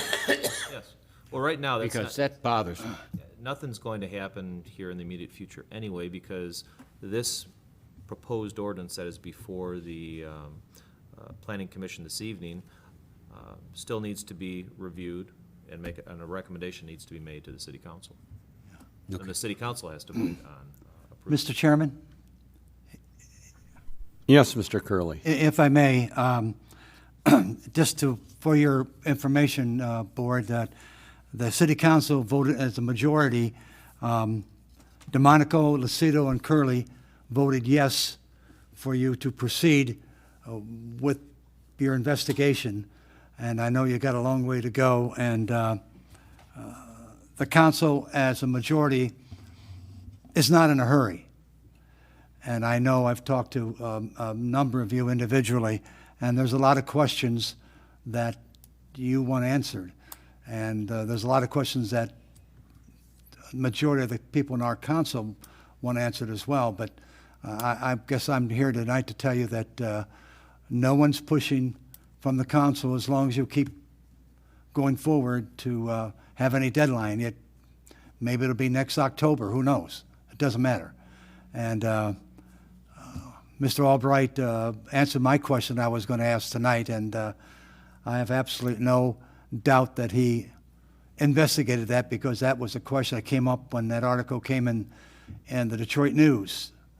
And it was an emergency measure because there wasn't enough stuff made that they could sell. And that's why they said it'd have to have a 30-day inventory, a 30-day to sit on the shelf in order to be able to sell it. But since we now know that however many, I don't know, guys, I call them stores. I don't know. What else? What's the other word people are using? Dispensary. Huh? Dispensary. It's a store, okay? dispensary, well, you know, if you're going to come up with a recommendation, whether it's 3 or 5 or whatever you do, then the council can take a look at it. But you did have a majority, 3-2 vote, to continue. And I think I told a few of you, Clinton Township took a very long time, and it's going to be on the ballot in March.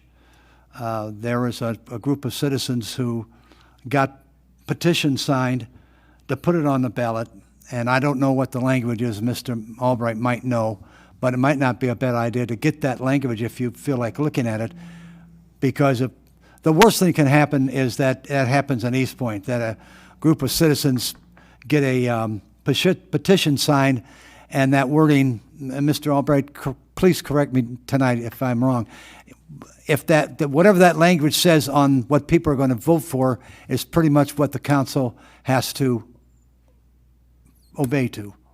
That's right. Okay, so, I don't have, I'm not familiar with what the actual ballot language reads in Yeah. Clinton Township. well, I know that they're asking for 12 in Centerline. Centerline is not 40 miles by 40 miles. I'm sorry, Clinton Township. I said Centerline. So it's Clinton Township that the language says 12. And if that passes, which I have a feeling it will, they're going to end up with 12 outlets, dispensaries. So anyway, Mr. Chairman, I just want to let you know that the council is supportive of you going forward. So, in one instance, you're saying they're not in a hurry, but then you continue to say that time is somewhat of the essence. Because Well- if this does not proceed at a rate satisfactory, a group could get together, put what they want on the ballot, and if it passes, then the city has no say. Yeah, Whatever ballot language is passed is what they have to live with. To answer your statement, half of it is yes, because, and I don't know of any group yet, maybe you guys do, that are in a hurry.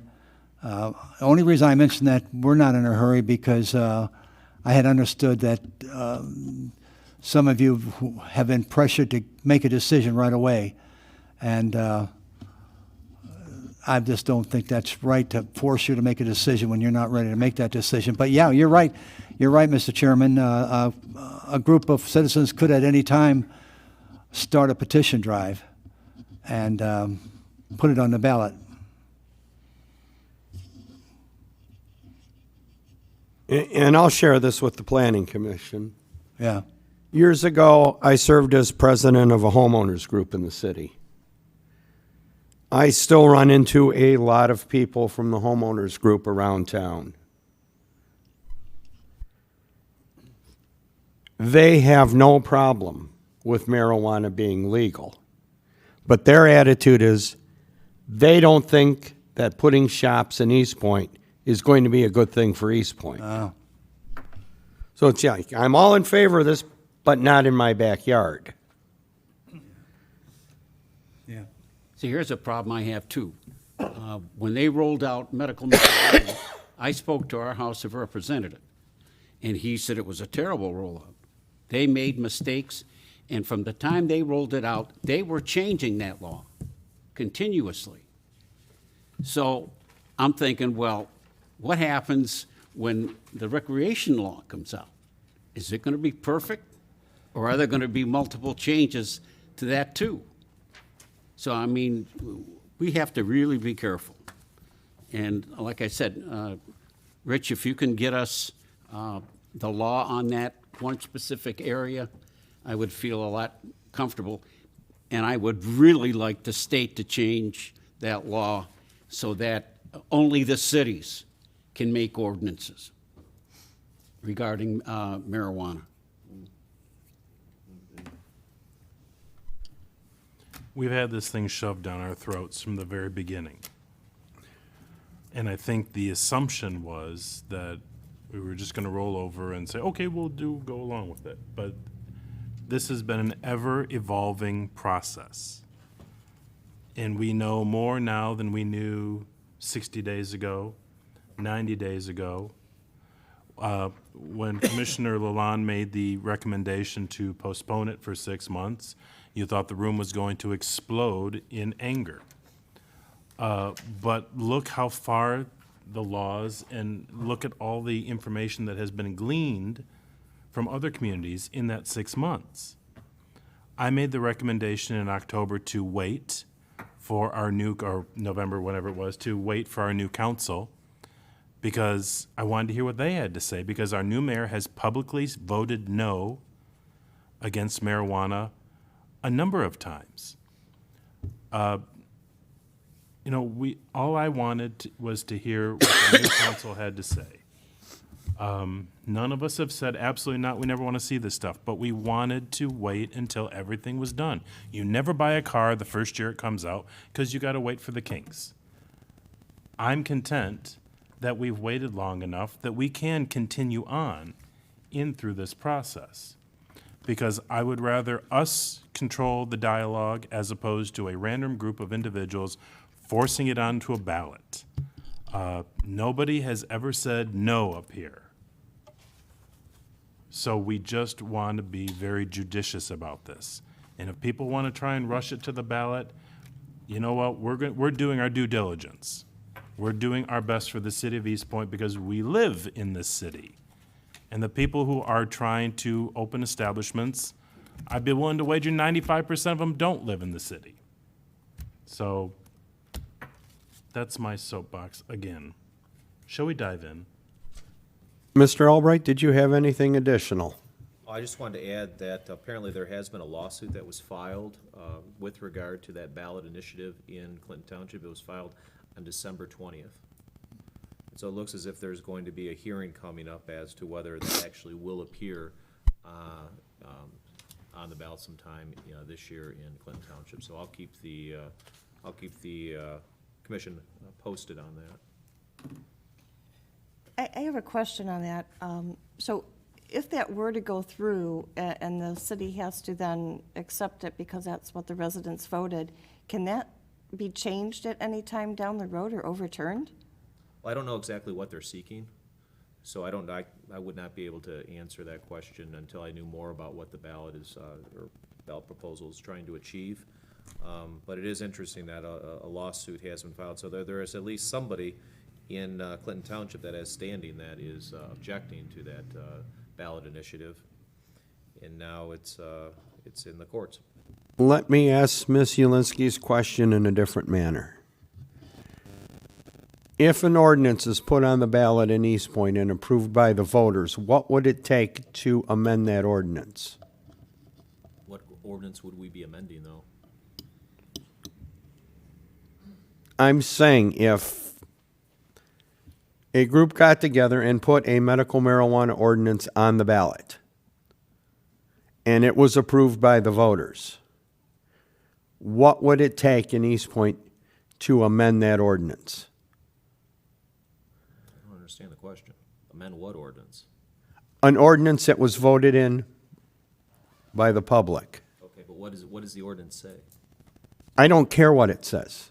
What I'm saying is, if the ordinance language is put out there and the voters voted in and approve it, what can the city do to change any of the language in that ordinance? Like what's going on in the other city. Well, there are things administratively that the city could do. I can't provide a legal answer on that because I don't know what ordinance we would be even looking at. So, yes, there are administrative things, there's implementation aspects of that. There's possibly a lawsuit that could be filed. But not having seeing what this ordinance would actually say, I don't know exactly what could be done until I actually see what would be approved by the voters. But there are things just administratively that could be done as far as implementing it. But I'd have to see what the language says. Okay. But I'll keep the commission posted on this new lawsuit. And like I said, it looks like it was just filed on December 20th. Okay, I'll throw an example at you just because I need a little more comfort with this. Okay. Some people in the city are unhappy with the new animal ordinance that was put in place. They get a petition to drive together, and they get onto the ballot ordinance language that says people may own up to 10 dogs. And the voters approve that.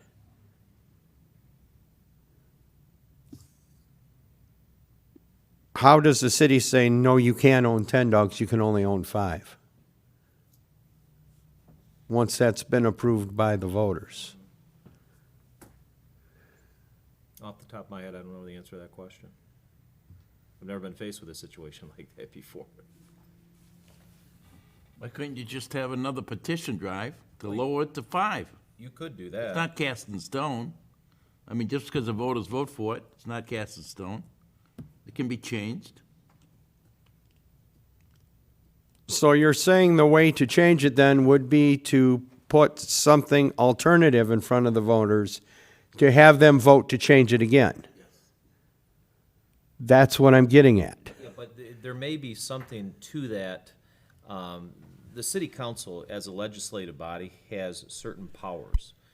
And the council may be able to challenge if something like that went into effect, because if the voters voted, okay, we're going to allow 100 dogs, okay?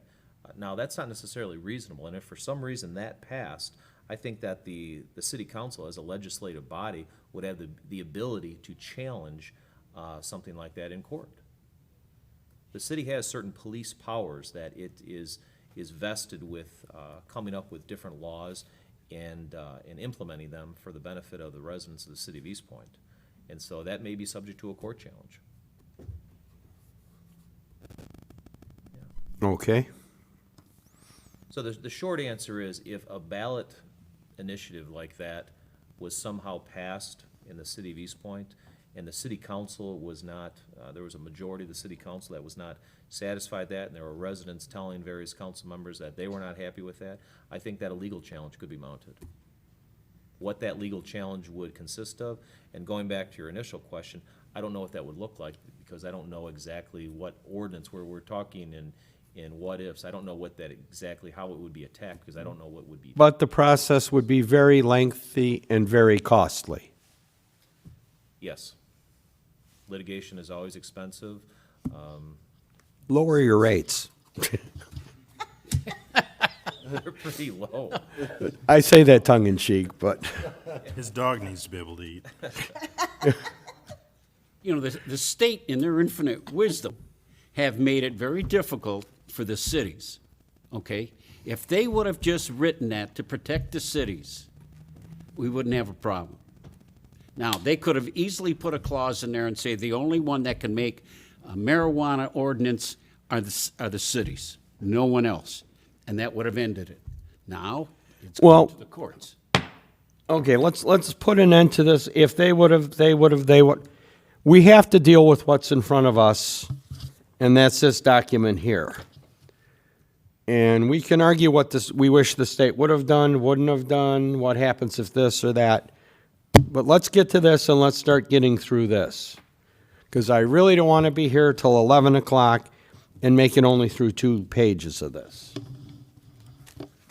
I'm at the point where I just want to get this done and move on. We have much more important things that we have to do if we want to move the city forward.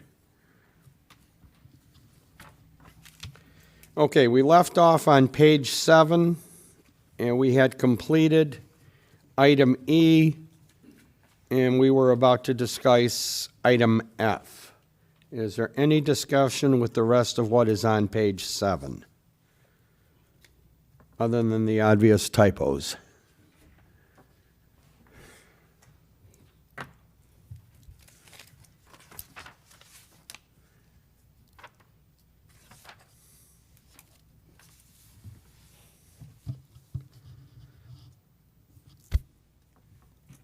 Page 8.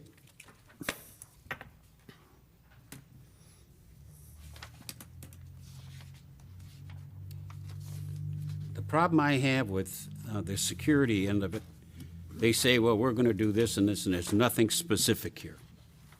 I want to see something specific.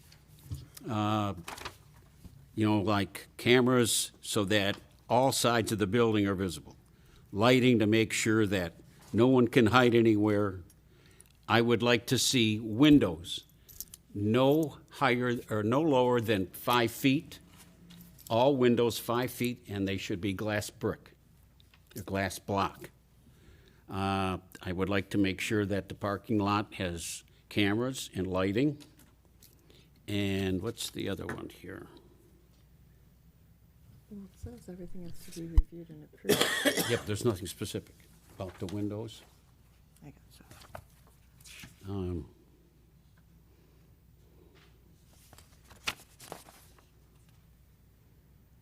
And any side of the building where a car can run into it should have those cement and steel posts. Now, the reason I say that, we have liquor land over by my house. They have posts across the front. They have posts down the west side of the parking lot, all the way to the alley. Remember that lady from Channel 2? She had one, it's over on Grand River, and there was no, her building was right on the sidewalk. And they backed a truck right across the street and into her building and blew a hole in the wall. So I think we should make sure that they can't do that here. We've already, just within the last few days, we've had 3 buildings broken into, right here in Eastpointe. I saw them on TV today. So I don't think we can be too easy on this, or too hard. So, I'm sorry, so what are you suggesting? All right, windows that can't be any lower than 5 feet, and they must be glass block. They should have the posts anywhere where a vehicle can run into the building. My only concern, Mr. Jakubiec, with the glass block is then they're visually going to be unattractive at best. No, because somebody had a design. One of the people that wants to put up a facility here had a design for that. You talking about the Pleasant Trees or the one for Don's Chuck Wagon? Don's Chuckway. In fact, Sarah and I went out to see his place. He had 2 windows in the front because the building was constructed that way. And so he had plexiglass put in there and wire mesh over the window. There were no other windows in that building at ground level. You're just looking for a place for them to break in. Agreed. Okay, I want to prevent that from happening. Mr. Jakubiec, I'm sorry. Go ahead. Are you, so we probably don't have buildings that meet those requirements right now, I'm guessing. Well, So are you suggesting then that basically either somebody would have to significantly retrofit an existing building and/or build a new building? Would that- Well, is that, that's the reality that you're, Yeah, that's what's going to happen to Don's Chuck Wagon. I think they're going to knock it down and build something else. But that was, I saw the plans to that, and that was really nice. I guess, And there should be a setback. You know, if you're going to tear the building down, there should be a setback, and front setback. I'm scared about the visual aesthetic doing something like that, because the first thing I think about is that new facility on 8 Mile near Sherwood, the Green Mile. It just, visually, it's just aberrant. And if these businesses are going to be in the city, they need to look good. I said it once a long time ago, I'd like to see the Neiman Marcus of marijuana establishments if we're going to have them here. But you have to be careful of the security risk. I understand, but on the other side, I'm also not looking to create a police state around these businesses. Well, Mr. Albright, Yes. is there any legal concerns with putting such language in this ordinance? Such Where we're going to require certain types of windows and security bollards and all those other items? If the planning commission wants to go down that road, just as applied to any other structures, it can certainly do that. Because shouldn't we be doing the same thing to our liquor stores and our buildings that contain ATM machines where they drive cars into the buildings to get to them? And our banks? This ordinance concerns medical marijuana facilities. No, I understand, but I'm saying if we're that concerned about security for those, facilities, shouldn't we expand that broadly across all? How about pharmacies that carry opioids? If the commission wanted to do that, that would be for another meeting. Liquorland did it, and they haven't been broken into. But that was a business owner's choice. Yes, it was, and it was a good one. And we have language in here that says security plans require review and approval by the chief of police. The chief of police may require review and recommendations of a proposed security plan by an independent consultant with credentialed expertise in the field of site facility security measures. So what's wrong with being a little specific? If I could add, Commissioners, on page 17 regarding the camera system, there is an additional requirement for provisioning centers. It states that provisioning centers shall be continuously monitored over the entire premise with a surveillance system that includes security cameras. And we had talked about the following sentence back in October, where the video recording shall be maintained in a secure off-site location. It currently says 30 days, and just based on our experience with other municipalities and allowing the police department to go back and look at those records in the event of an incident, the police chiefs that we work with prefer 90 days. So I do have that noted from our previous discussion.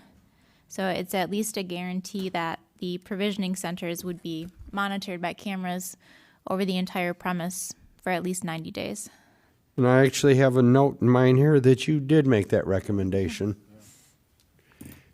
Mr. Jakubiec, you're only speaking about provisioning centers in Yes. the context of these security Yes. concerns. Okay. I mean, if some place is gonna be broken into, that's the place.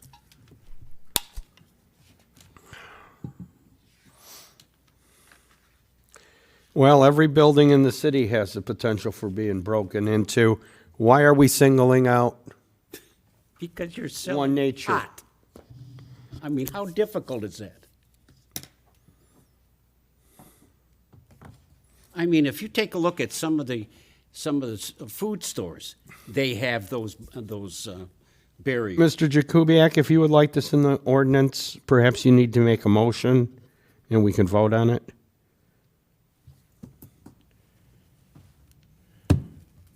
All right.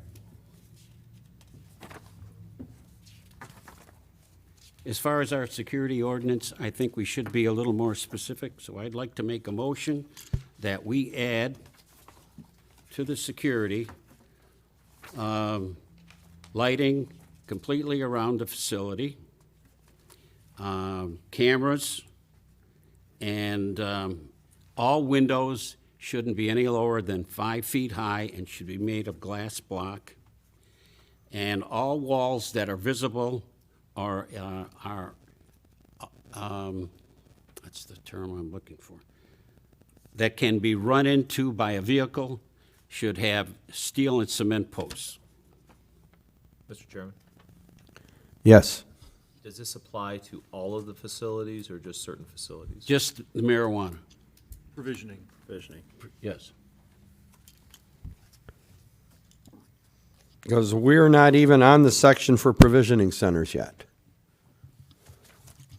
It This comes is up just twice. general ordinance. Yeah, it comes up twice.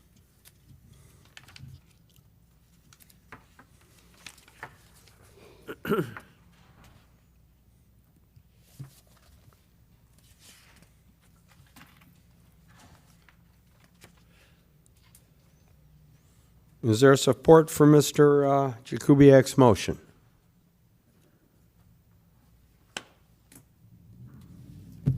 Seeing no support, let's continue with the review. Anything else on page 8?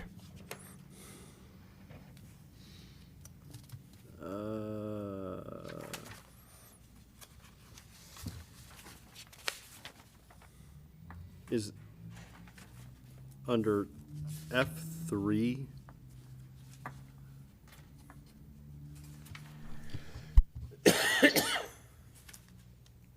Is it, like, the way it's worded, chemicals proposed for use in the facility, I would equate use with a growing operation.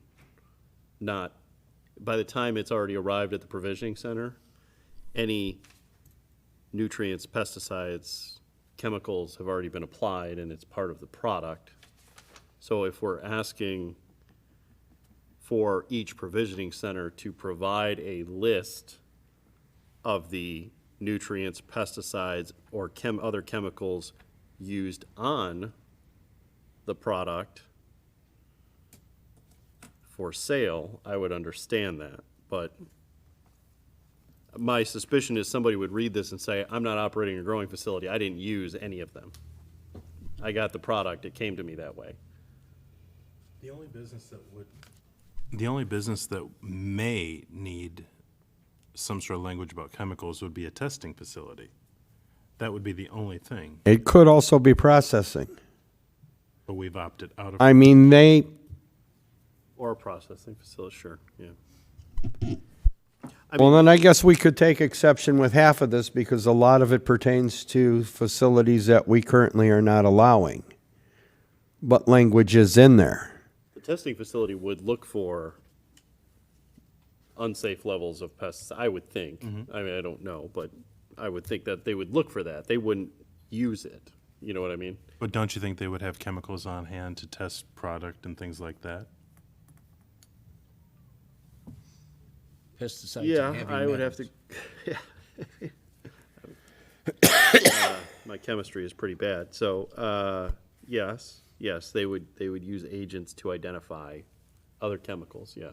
So maybe the language in that just needs to be cleaned up a little bit, because I'm not crazy about using the term commercial medical marijuana facility. I'd rather it state commercial medical dispensary, just to define it a little bit And more. I admittedly have not read enough of the state rules to remember if, as a requirement of sale, if the provisioning centers need to disclose any chemicals that were used on the product. I don't know. But if if we want to promote the best in the business, then I would say that I would want a provisioning center to disclose any chemicals that were used on the products that were sold in that facility, even if they were permitted. I mean, obviously, they would have to be permitted under law anyway. I mean, that goes without saying, but I would be in favor of a requirement that says you have to disclose it. The problem with it being here is that this is submitted with the application for the license. So at the time of the license, or at least submitting the application, they couldn't say for certain all of the chemicals that were used in the products that they sold. So I would say, if we're gonna use this, then we should probably move it out of F3 and put it over in, I don't know. I would look for suggestions, I don't know.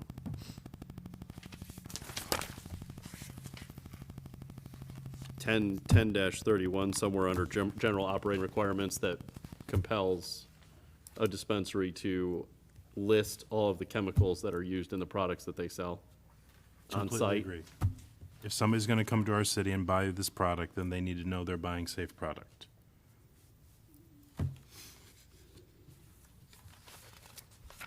It may already be required under the state rules, and I just don't know it, but I don't know. Where did you say you would put it? So, under, somewhere in 13 and beyond, under 10-231, under operating requirements, that we would require each dispensary to provide on-site a list of those. How often do the Nutrients. operating requirements get reviewed?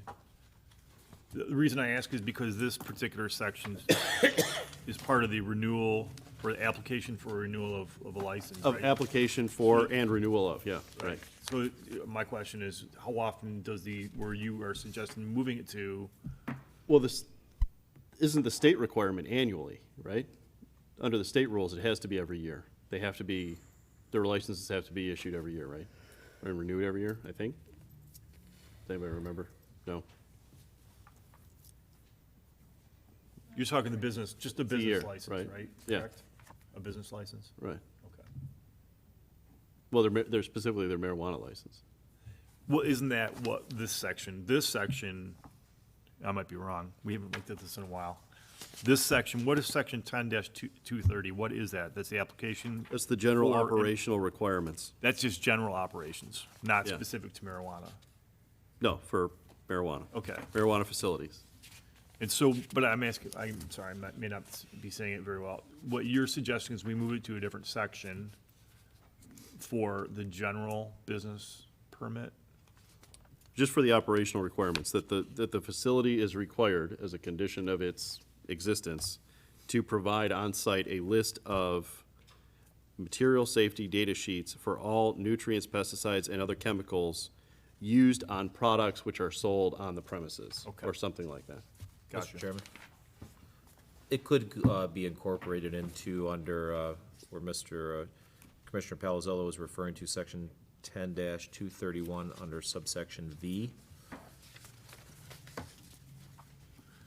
It currently reads, that portion of a medical marijuana facility where any chemicals such as herbicides, pesticides, fertilizers are stored shall be subject to inspection and approval by the city fire department to ensure compliance with the applicable fire code.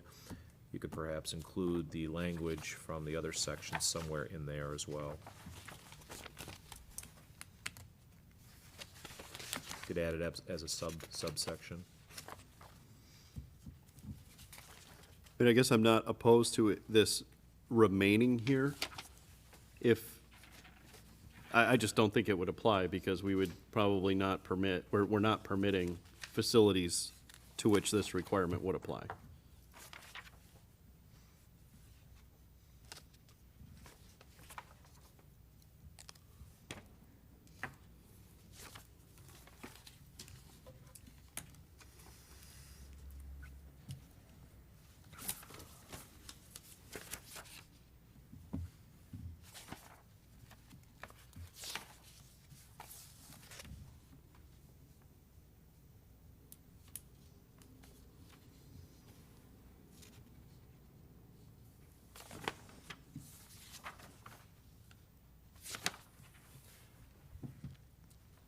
If we've moved past that, because I think that's a very valid point, I'm on subsection 6. Okay, wait a I'm sorry. Wait a moment. So are we leaving this here, or are we moving this? I say we follow Commissioner Palazzolo's lead on this and move it. So if it's moved, then it would be reworded slightly. And it would be moved And it- to, 231, I'm sorry, Mr. Albright, what letter? V. V. V as in Victor. V as in Victor.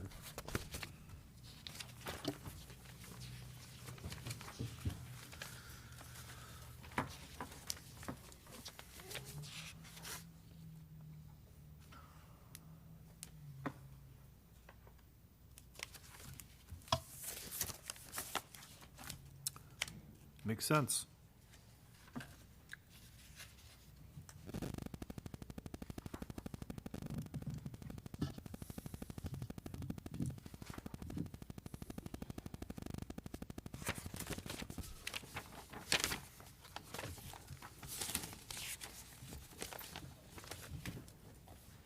is there consensus with that?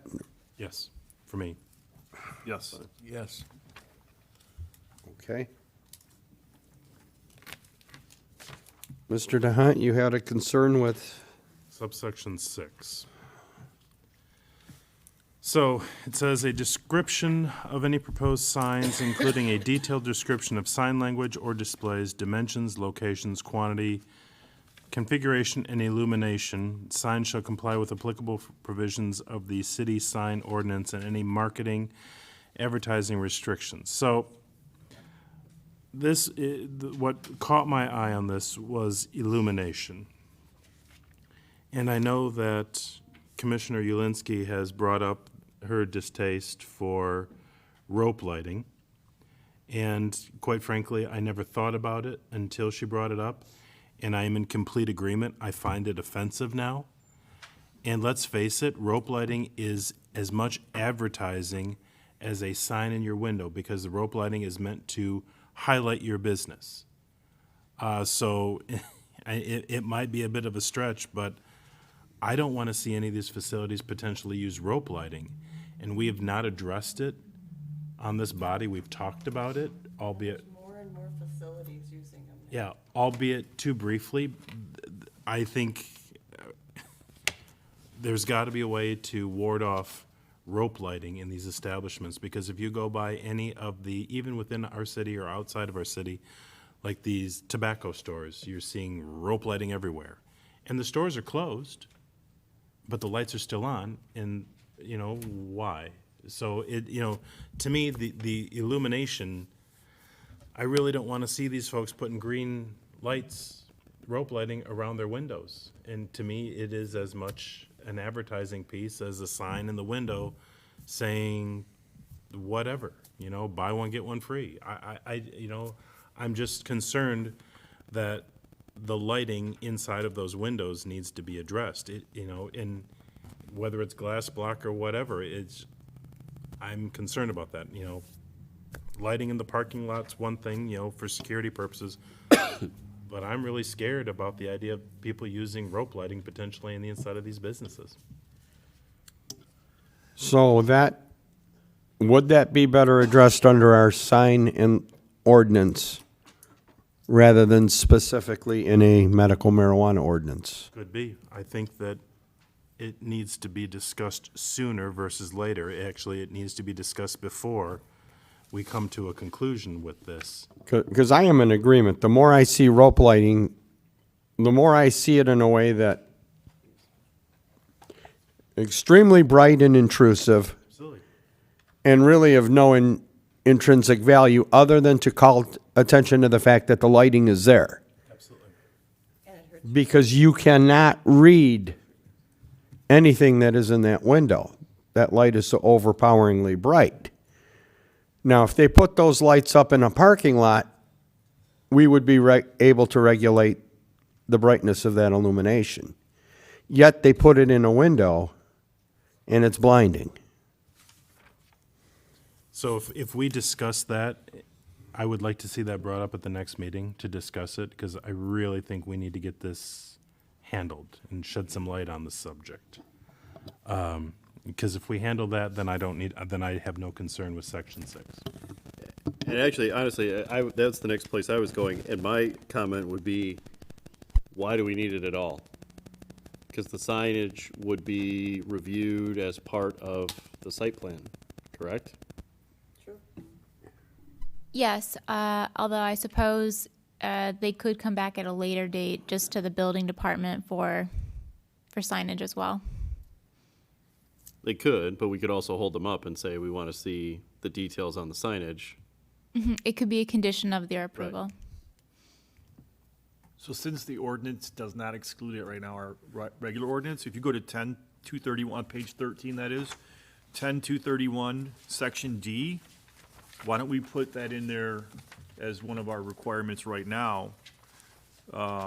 That is an exclusion to the types of signs that like are that allowed. too, yeah. So that at least that protects us right On the now in this operational ordinance. requirements, yeah. Not knowing what will happen down the road if we try to get that excluded. So we could include that right in this section. And just put rope lighting is expressly Well, prohibited. yeah, it's actually the second sentence. In addition, marijuana facilities may not use exterior signage or displays with neon lights, comma, and we'll put, you know, rope lighting. I like that. So I think at least that way we head it off right now. Okay. Well, The LED, it's gotta be more specific. Actually, technically, you could say it's in there with similarly noxious or obtrusive lighting or effects. You could, but we could be specific and make it non-subjective. That's what I would do. Yeah. I like So that. we'll just include rope lighting in that area. Do we call it LED rope lighting or just rope lighting? Rope lighting of any kind. I don't care if it's incandescent or LED. That's what I said, rope lighting of any kind. Okay? So we'll just say any form of rope lighting.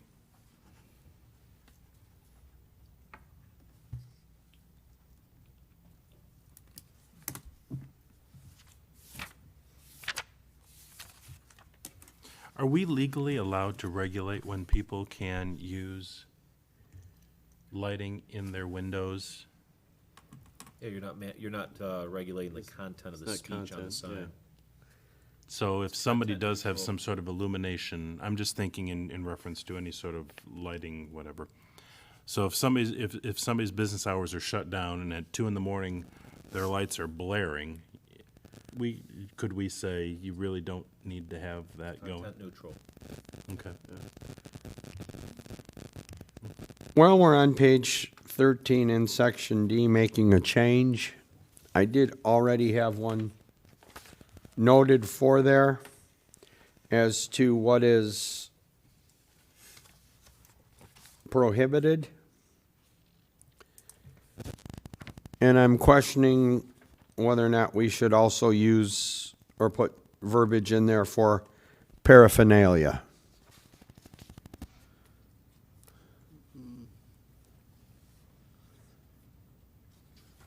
What do you mean by that? Okay, it says here, facilities may not use exterior signage or displays that can contain an image of a marijuana leaf or other commonly recognized similar symbols for marijuana or which utilize any of the following words. Wouldn't that be marijuana-related products? Is a roach clip a marijuana-related product? I would think so.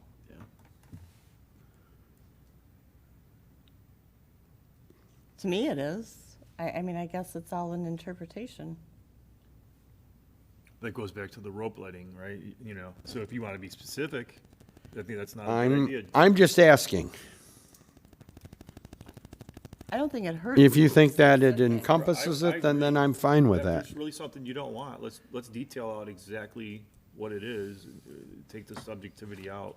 Bong, roach Bong, clip, roach yeah, clip. that,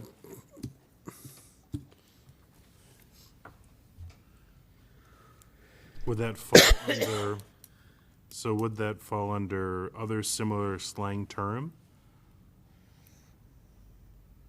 Well, that was referencing, I think, a word. Okay. I think Mr. Lubeck is stating like you just want a symbol. Is that correct?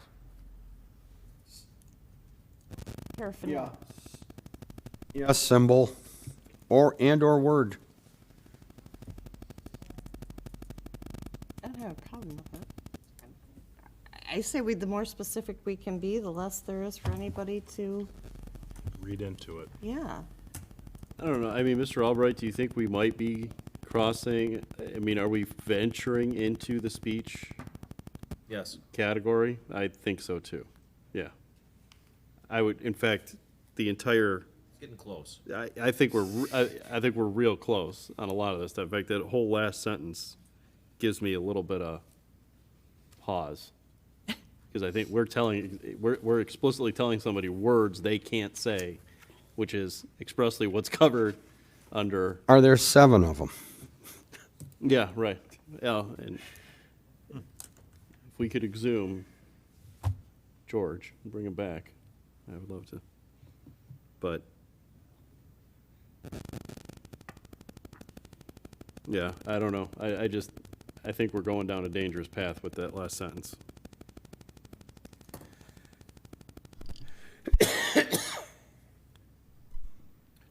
So you're specific to like the word, writing out doobie. You're saying that's We're regulating speech. okay. But what about the symbol of a roach Right clip? now we are. Is that also in the same or? I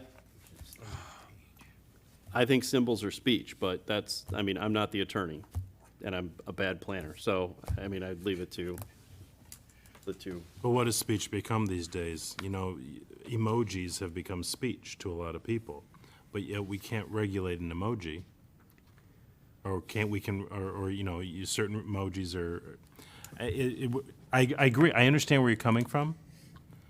But if somebody's gonna sue us because we don't let them use the word dank on their wall, that might actually be $100,000 I'd like to see the city waste money on, because we are a family community. We are a family town. We've always purported ourselves to be, and with any amount of luck, we will continue to be for the rest of our existence or until we're having a dirt nap. And I just don't think that slang terminology such as dank and doobie and all these things, you know, if somebody wants to open an establishment here, then they should come in knowing full well, we got a pretty tight ordinance. And if you want to open a business here, you follow the rules. And if you don't want to open a business here because you can't use the word doobie in your sign, plenty of other cities I'm sure you can go to. Just my thoughts. And I get where you're coming from about restricting speech, but I like a challenge. Okay, there's a facility on Sherwood in Centerline.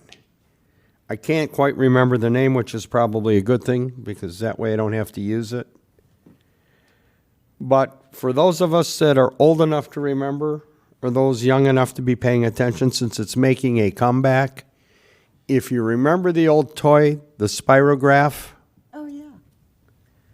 they have a neon Spirograph symbol on the side of their wall that is very much like the five-leaf clover. And I guess I'm thinking about that in terms of this section of the ordinance. Well, it's really not an image, but it's enough of a likeness that it imparts that concept. Would that or would that not be allowed under that section of the ordinance? I don't know. With that, let's get back on to page 8. I don't know. So, Ms. Ha, do we need 6, in your opinion? F6? Yes. Okay.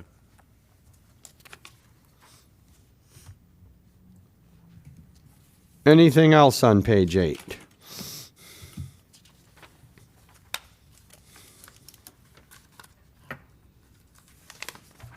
Page 9. Page 9, section L, actually on the next page, but it's part of that section L, proof of insurance.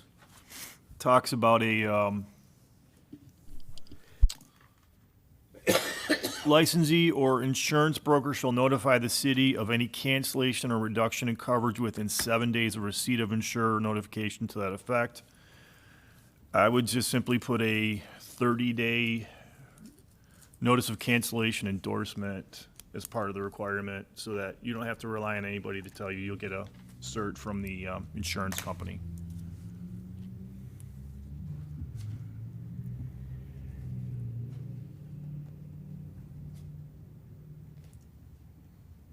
So I would replace that language with a 30-day notice of cancellation endorsement.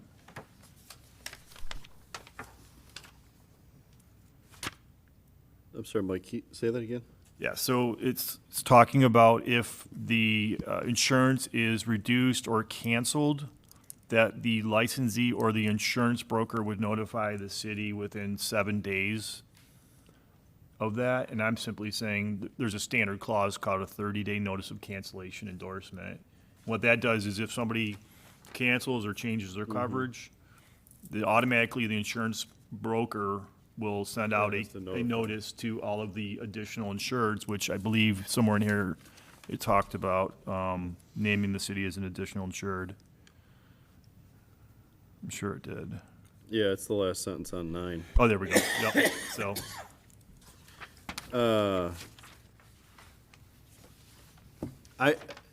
this is actually an interesting one to me, where it actually goes into, and its officials and employees as additionally insureds. I don't know if I've ever seen an insurance certificate that actually says, here's you, oh yeah, and all your people too. It just says, you can have it put oh, everybody. I know, yeah, I mean, I get that at work all the time. Do you really? Oh, yeah. Wouldn't you have to Your indemnify ears, employees? everybody. but I would think it'd be covered under the general umbrella of, like, the city and people acting on behalf thereof. But, You mean, you're saying if the city is sued, that the employees and the officials are covered under the city's policy, right? yeah, That's true, but you also would prefer that if there's a lawsuit, that this insurance policy that's held by the company that is, for whatever reason has caused the claim, is actually insuring us first, then the city can pick it up if there's additional coverage needed, right? Because this is 1 million, 2 million. I guess that's the other question I had too, is can we up the requirements? I was just thinking that, actually. We could also make this primary, and non-contributory. I mean, there's things we could do to Right. really beef this Yeah, up. so you have. But I don't know how enforceable, Mrs. Nash, how you feel. What happens when a cert comes in? Is it compared against the requirements? Yeah, who checks? I don't know if I can really answer that. I've never seen a certification, because I'm just trying to think what we have for insurance. I know when a sign's supposed to be over a public way, we're supposed to receive those, and I'm assuming Mary Van Haren receives those, since I've never seen them myself. Okay, yeah. I mean, it doesn't hurt to put beefier language, no matter what the outcome is. And, Mr. Albright, do you ever review the insurance certs for the city stuff? I do not, no. No? I can't recall ever having. I'll be honest with you, we send we give our attorneys all our insurance certificates. We make them look at all of them. I'd be happy They to hate look us. at anything in the future, but I don't recall. I don't wanna put more work on your plate, but, Well, who's our risk management administrator? Finance Director, Mr. Blum? Okay, that's what I thought. So he's probably the one that gets those. I would think so.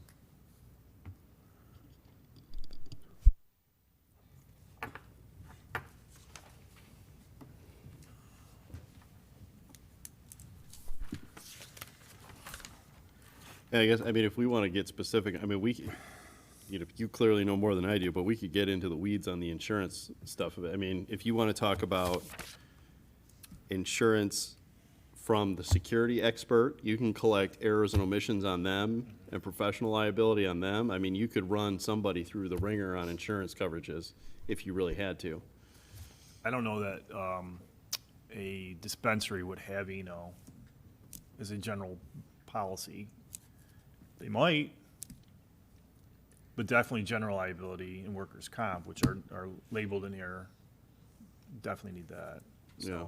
So if you felt, I would be supportive if you want to increase limits. I will tell you, my company has 1 million, 2 million limits. We deal with multi-million-dollar jobs, so it's pretty 1 million, 2 million is pretty standard. Yeah. But And, I mean, yeah, it's per occurrence, per business, it's.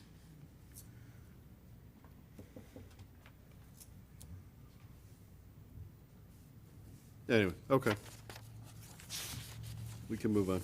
so are we good with a 30-day notice of cancellation that- in lieu of yeah, the that should 7-day be- relying on somebody else? That to should be a notify? standard, yeah. Okay. I agree. All right.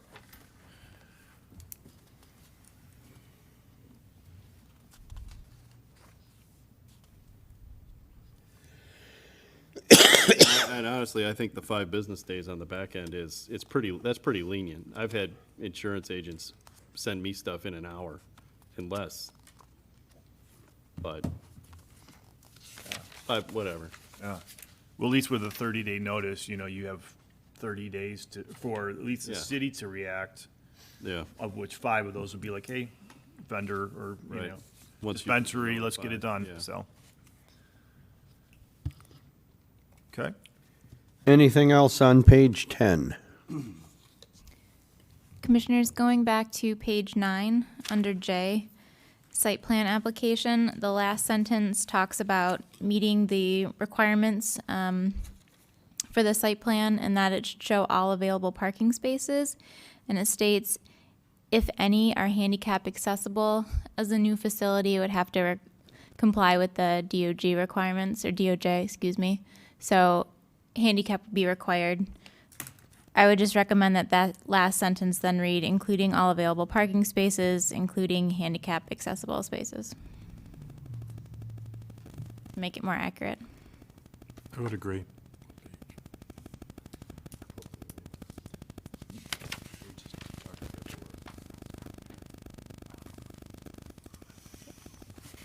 What is the standard for handicap parking? The first 1 to 24 or 25 parking spaces requires one ADA space. That's it? No, it increases as the number of parking spaces in your lot increase, but at a minimum. But yes, you're correct. 1 per 25 spaces. That's, Yeah, that's pretty much standard. It's underneath the Michigan Building Code, which also incorporates the barrier-free requirements for parking. so here's my question, and I'm sure I'm in error here, but if this facility or any facility that they're purporting is medicine to some people, in theory, they may have more ailments, debilitating, wheelchair, whatever the case may be. And if you're going in there under the auspice of using this as medication, why wouldn't we have a few more handicap spots a little bit more accessible than 1 per 25, is it? It just seems like in this specific situation that you would have more. Now, I think, well, wouldn't you have to apply, can't apply a different standard, but if you look at, say, CVS, they sell a whole lot more than just medication. So I kind of get not having more, but this is a business that is focused on selling essentially one item. And that one item is being sold to people as a medical product. It's not like you can go into a facility and get groceries or whatever. So it seems to me that you should need more than one handicap parking space per 25. How many Well, do the you get Mich- at a pharmacy? Honestly, I've never thought about it, but I'm just thinking that you might need more than just 1 or 2. And I'm also referencing, I'll go down Gratiot and I'll see the one that used to be near the old Peters Funeral Home right before Connor. Place is always jammed. And it just makes me wonder, do you have enough adequate parking for handicapped individuals? Well, the area Michigan Building Code is underneath the state law. Okay. So state law dictates this is how many you need. You start changing, I mean, Mr. Albright can, chime in on this, but it's a state law. So if we require more than that, I think we might be in violation of that state law. All right. There are some times where more barrier-free parking is required, like for hospitals or things like that. Then there's more of a requirement. Okay. But I Thank you. think you might be trumping on other state laws by requiring more barrier-free. Okay. And then wouldn't that be a smart business decision to put more in? Oh, you always can put more in. There is no problem with that. There's just a minimum requirement by building code. I would hope So these about people. mandating it, through an ordinance, like I said, Mr. Albright probably can chime in on that part of it, because that's another state law. Well, I certainly hope that the people that open these businesses would take that into consideration, doing more than just the minimum. yes. I would Yeah. hope. You gotta remember, codes are minimum always.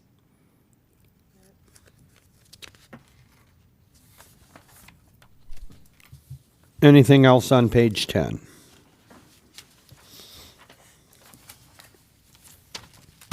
Page 11.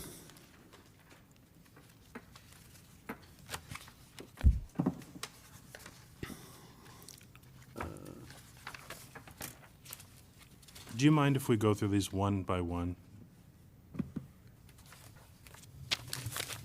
And just, if Ms. Haw, if you wouldn't mind just going and doing one by one.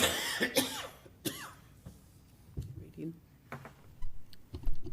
I'm sorry, would you prefer that I read them out loud? Yes, please. Okay. I'm sorry, can we go back to page 10 really fast? On this renewal application, I just want to make sure I'm reading it. It's like,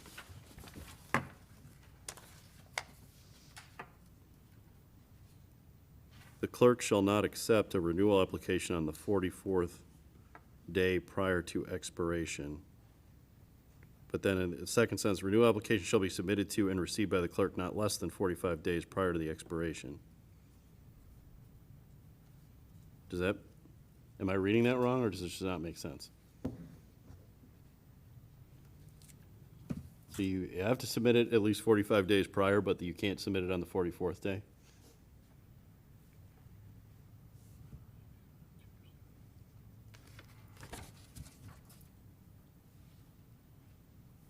I get it.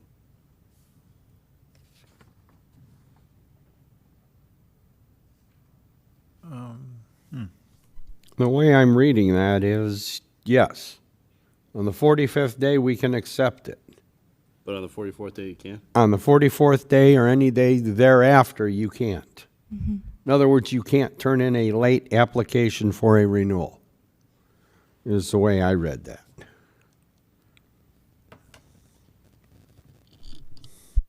Say that again? Say it again. I'm just not processing. I'm slow today. What does that mean? You expect me to remember that? That was No. a minute ago. That you can submit it up to 45 days. If you submit it on day 44 or after, it will not be accepted as a renewal application. In other words, you can't submit it late, Okay. is the way I interpreted it. Who else is going to interpret it that way?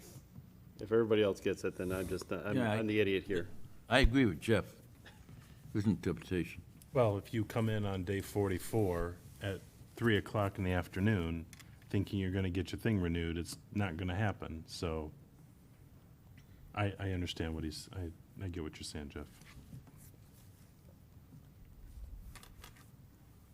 It's just, I mean, it's a redundant statement. It's just stated a different way, right?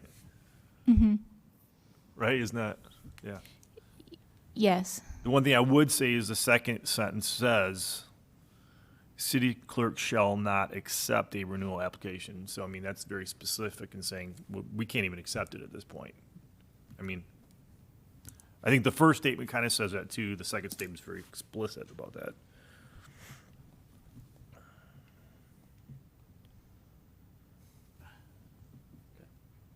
I don't get it. Yeah, I don't get this either.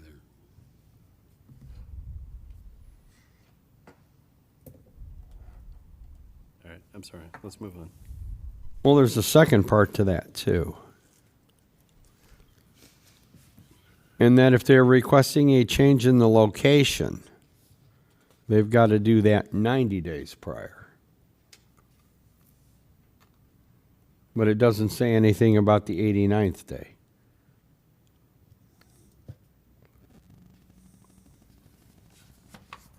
We can just take that, Mr. Chairman, just to clear up any confusion, if the commission wants to just delete that sentence about the 44th day, it can just be deleted.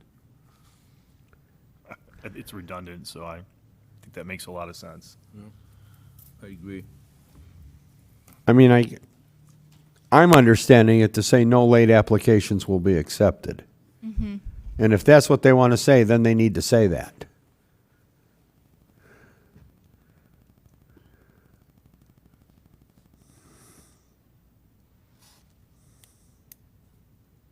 So it could just read, keep the sentence that begins, renewal application shall be submitted to and received by the city clerk not less than 45 days. The rest of that sentence would remain, and then the sentence that would be deleted begins with the city clerk shall not accept a renewal application on the 44th day. That entire sentence would be replaced with no late applications shall be accepted.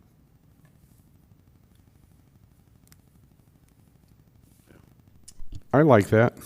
Yeah, That's easier. very clear. Yeah, I like that better.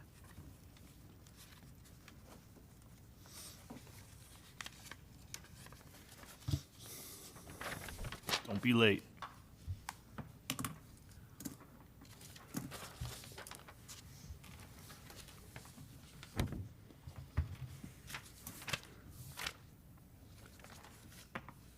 Okay, the request has been made for Ms. Haw to go through each item on page 11.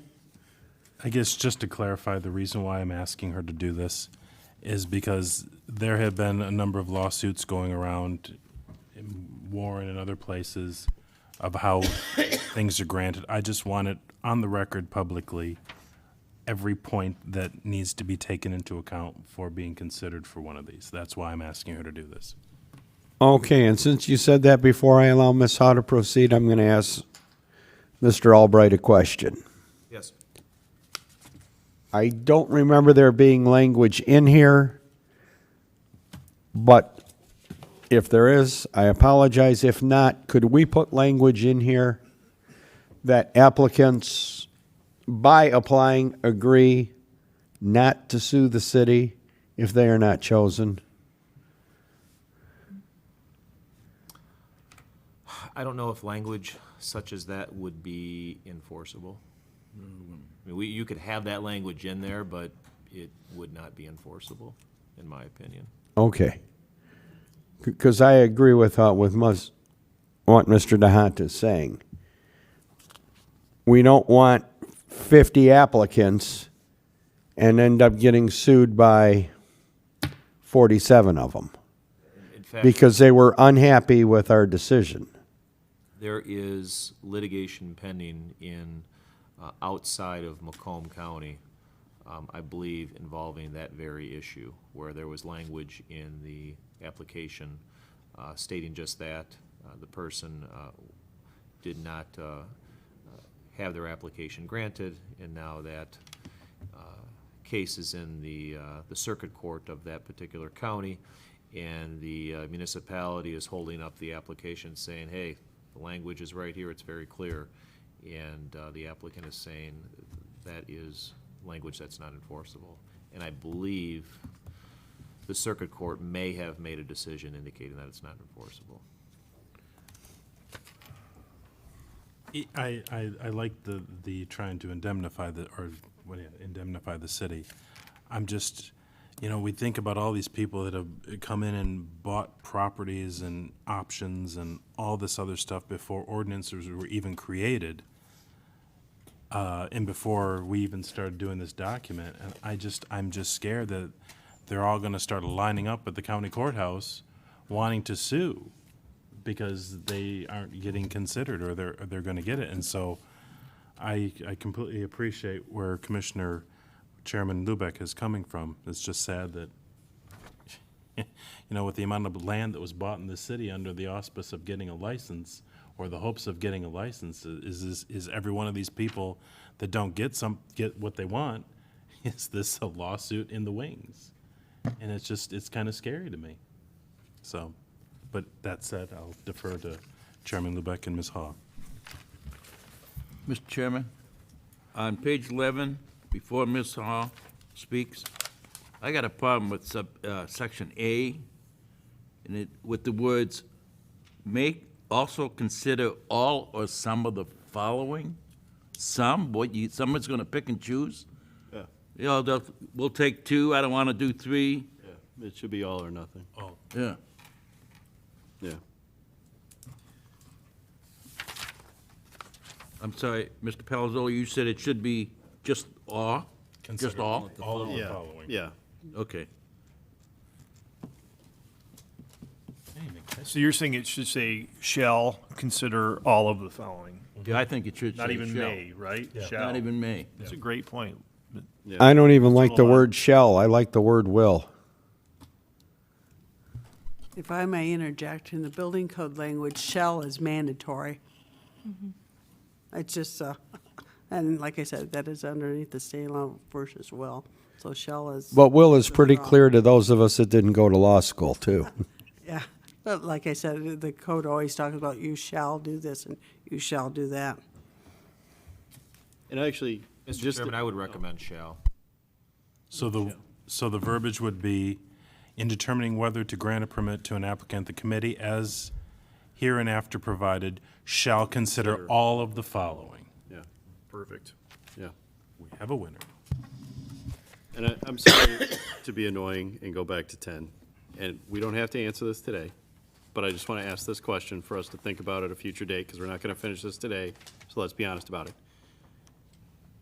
If in the world we have a current operating business that fails to renew in time, their license becomes available, right? Because we have up to 3, right, the way it's written? How does the city then determine who gets that last license? Is it based on the pool of applicants that submitted the last time and who was the next highest scoring? Or does the city open up a new round, open round of applicants for that one remaining license? Like I said, I don't think we have to answer that today, but I'm just thinking, in the world where this happens, let's say somebody doesn't make that 45-day period and somebody's license becomes available, how do we decide who gets that last license?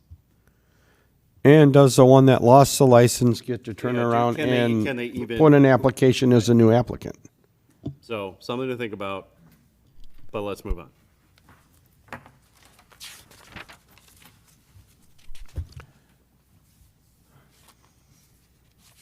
Are you ready, Ms. Haw?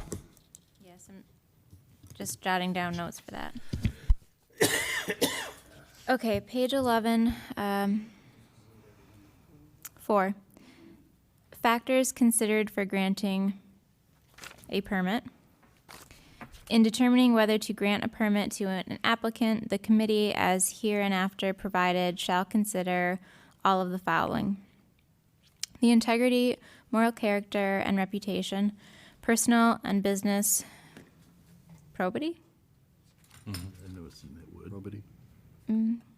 financial ability and business experience, and responsibility or means to operate or maintain a marijuana facility of the applicant. The financial ability of the applicant to purchase and maintain adequate liability and causality insurance. Do we This- want to, excuse me, do we want to change adequate? What is adequate? Do we want it to mirror the minimums that we have? So should it say the financial ability of the applicant to purchase and maintain the minimum liability? I mean, what is adequate? Kind of going back to what's low frequency? Well, minimum would be adequate. Anything more is optional. So you feel comfortable with the word adequate? We have a minimum in there. And Well, we have a mo- and it's already spelled out, it's the requirement. You have to have a policy with general or commercial liability. Okay. We have a minimum liability insurance policy. We haven't specified what their casualty, what they need to have in terms of protecting their own property. Yeah. So. Right. I don't know if we want to include casualty or not. I mean, Yeah, this is where I'm we could indifferent get- about casualty, but liability. We could get down a absolutely. rabbit hole here. Yeah. Yeah, because you're right, we don't even get into casualty. haven't It just says spoken general about it. commercial liability. So maybe we just leave it at liability insurance and remove the casualty. Unless adequate subjective. It's their business, it's their property. Right. Mr. Albright, Yes, Mr. Chairman. your thoughts on this? I'm actually comfortable with the way it is currently drafted. But if the commission prefers to revise the language, it certainly can do so.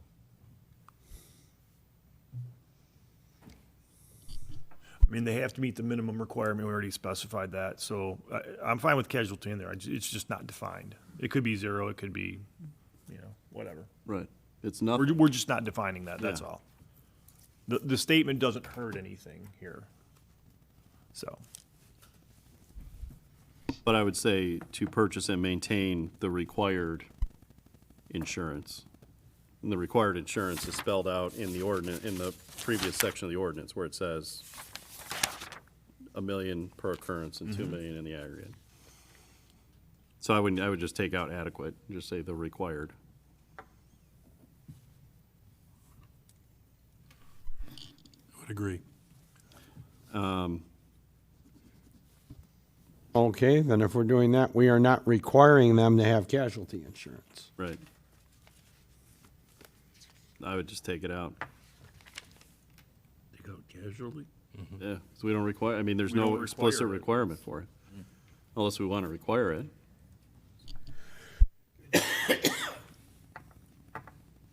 And I'd look at, Mike, you clearly know more about it, the insurance business than I do. I don't know if you want to take a stab at what a minimum would be. No, I mean, I don't know. it's very company specific.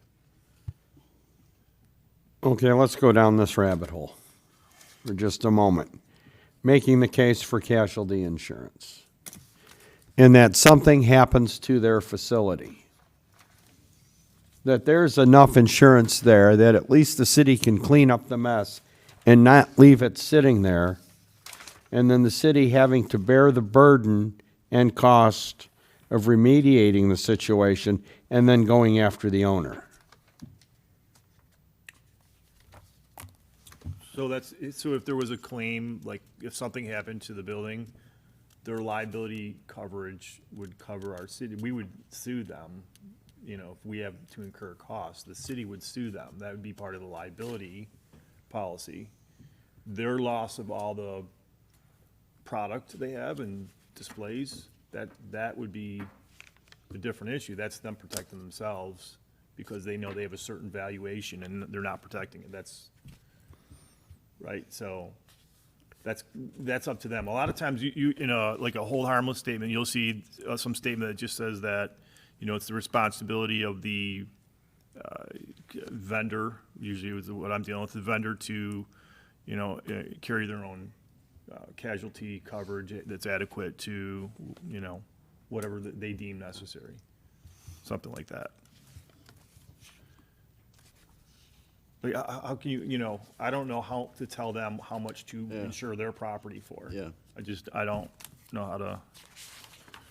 Well, the market rate of the market rate of the inventory will fluctuate. Yeah, it's hard to say. So, Plus you the know, cost of rebuilding the building. yeah, your inventory could be worth $100,000 one day, and 3 weeks later it could be worth 150. So,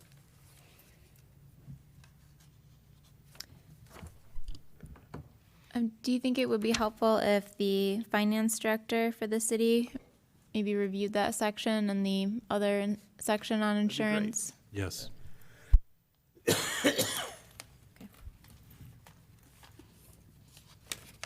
I'll make that request to Mary. And I'm sorry to keep going backwards, but on page 10, C, 1, 2, and 3,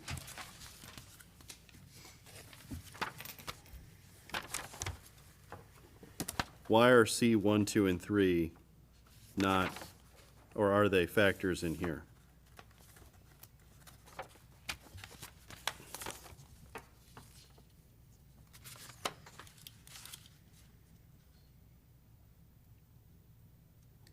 Why are they sitting off by themselves? The way it's written, I'm understanding it as 1, 2, and 3 are requirements for approval, whereas 4, there is some subjectivity with the committee that's formed. 1, 2, and 3 would not be waivable. I mean, they have to be established, and then 4, the committee then goes through each of those factors and weighs them.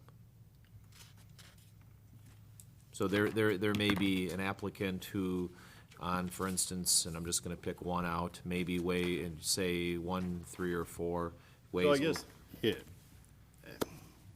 Like, when we do, I'll tell you how to say it. When we evaluate proposals for things, we break the process down into 2 components. We have what we call threshold criteria and then ranked criteria. Like, the threshold criteria are the things that you have to have, and you don't even get out of the gate until we know you've got these things, right? So, for instance, what we just discussed is the insurance. You're not even going to get to the ranking of your proposal until we know you've got this checked, right? So, to me, there are, the review committee has a 2-part process. They're gonna take all of the binary threshold requirements and they're gonna check boxes. Do you have this? Yes. Do you have that? Yes. Do you have the other? Yes. If any of those are no, you don't even get to round 2. You know what I mean? So to me, the review committee has ultimately the job of assembling the checklists for all of these things and saying, do they have the bare minimum, the thresholds? Do they meet them? Now we can rank them. and then we'll figure out who's on top. So to me, 1, 2, and 3, much like portions of 4 are minimum requirements, you can't get any further. Like for liability insurance, if they have more liability insurance than the minimum, are we gonna give them more points? If that's the case, then that makes sense. But I guess the structure of it doesn't read that way. Not the way we just changed that language. So I guess it's a lot to consider going through all of these requirements and saying, are we gonna ask for just the bare minimum?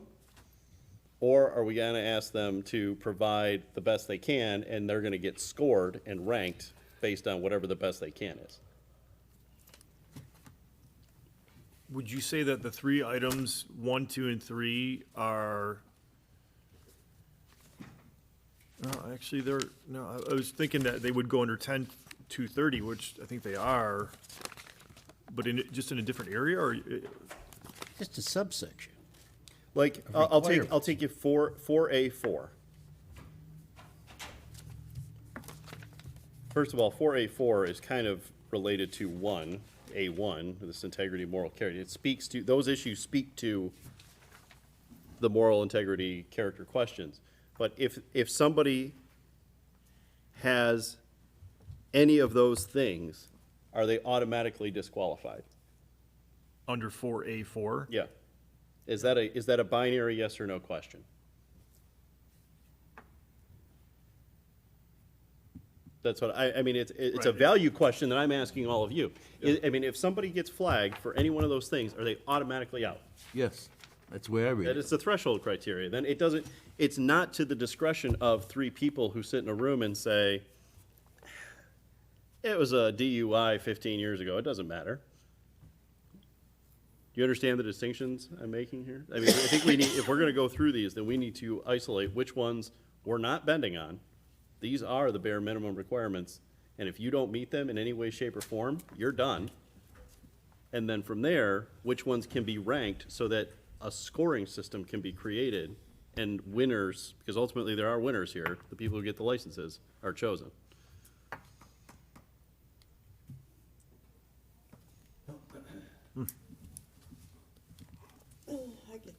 So these are, honestly, this page 11 is rife with a lot of conversation, to be honest with you. There's a lot of stuff going on here that I think we could probably take a whole lot of time to talk about, but I'm not sure at 10 o'clock at night we really want to do. So what you're saying is any statement under section 4 that is subjective falls into a different class. 4A4 is a yes, no, it's a binary. I don't want to say subjective, because How would you say moral character? How exactly? I don't like moral character. I don't like it. Well, I was gonna come back to that at some point and say, well, how do we really measure that? Absolutely not. No wonder there's lawsuits. Right, absolutely. Who's judging whether they have moral Absolutely. character? Right, so if I am, like I said, when I administer something, like I'll take let's go back to the insurance as an example, right? If I said, you know what, I do want the company that can provide, or the bid applicant that can provide the best insurance, so I'm not gonna make the insurance necessarily a binary choice. You have to have this level, but if you have more than that, we will give you more points based on this scale. And we'll set the scale from the front end, and when I am submitting the solicitation, I'll provide that scale to the applicants and say, you know in advance, if you can give us 5 and 10, 5 million, 10 million, you're gonna get this many points on your application. We can do that. Or, I mean, we don't have to define the exact point scale. We just have to create an environment where this team of people can do that. That's what we're asked to do. You don't have to get this specific in the ordinance, nor do I think anybody would want to. But I think when we're looking at the ordinance, we need to ask ourselves, is this a yes/no question, or is this a shades of gray question? So then And maybe. we can mix it. It can be a little bit of both. So then maybe with the unwaverable requirements, maybe we need to take the time to go through section 4. First, find out strike the ones that we find distasteful, maybe add ones that we think are missing. Then we need to determine which one of these are, go into the yes/no requirement, and which ones allow for gray. Yeah. And at that point, I guess I'm wondering, because and it kind of goes back to why I wanted Ms. Haw to go through and read each one of these, because there's more potential liability with this in bringing in somebody's moral character and all this other stuff that, you know, in this day and age, people think morals are mushrooms. So yeah, this requires a lot more discussion, and my question then becomes, is this the point that we say, do we table this discussion?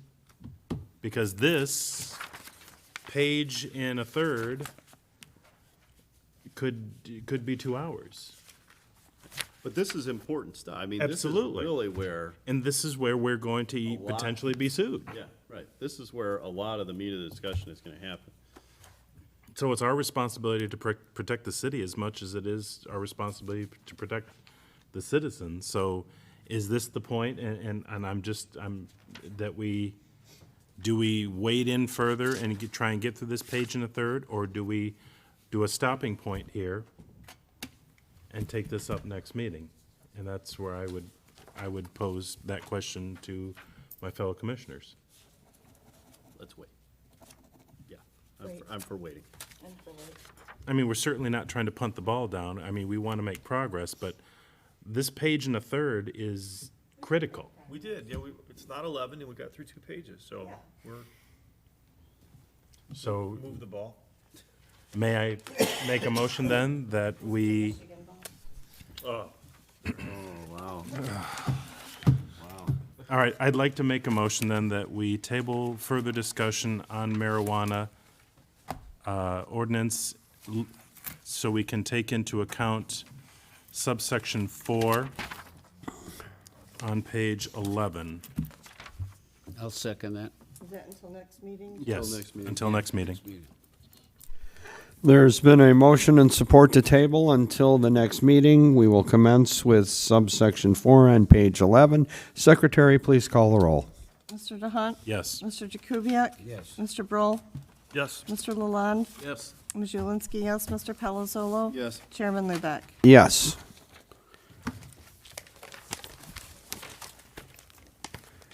That brings us to the public hearing portion of the meeting. Thankfully, there are no scheduled public hearings tonight. That'll bring us to the second hearing of the public. Is there anyone that wishes to address the Planning Commission? Sir, if you could state your name for the record and also print it so we can accurately reflect that in the records. Gary Myron, Eastpointe resident.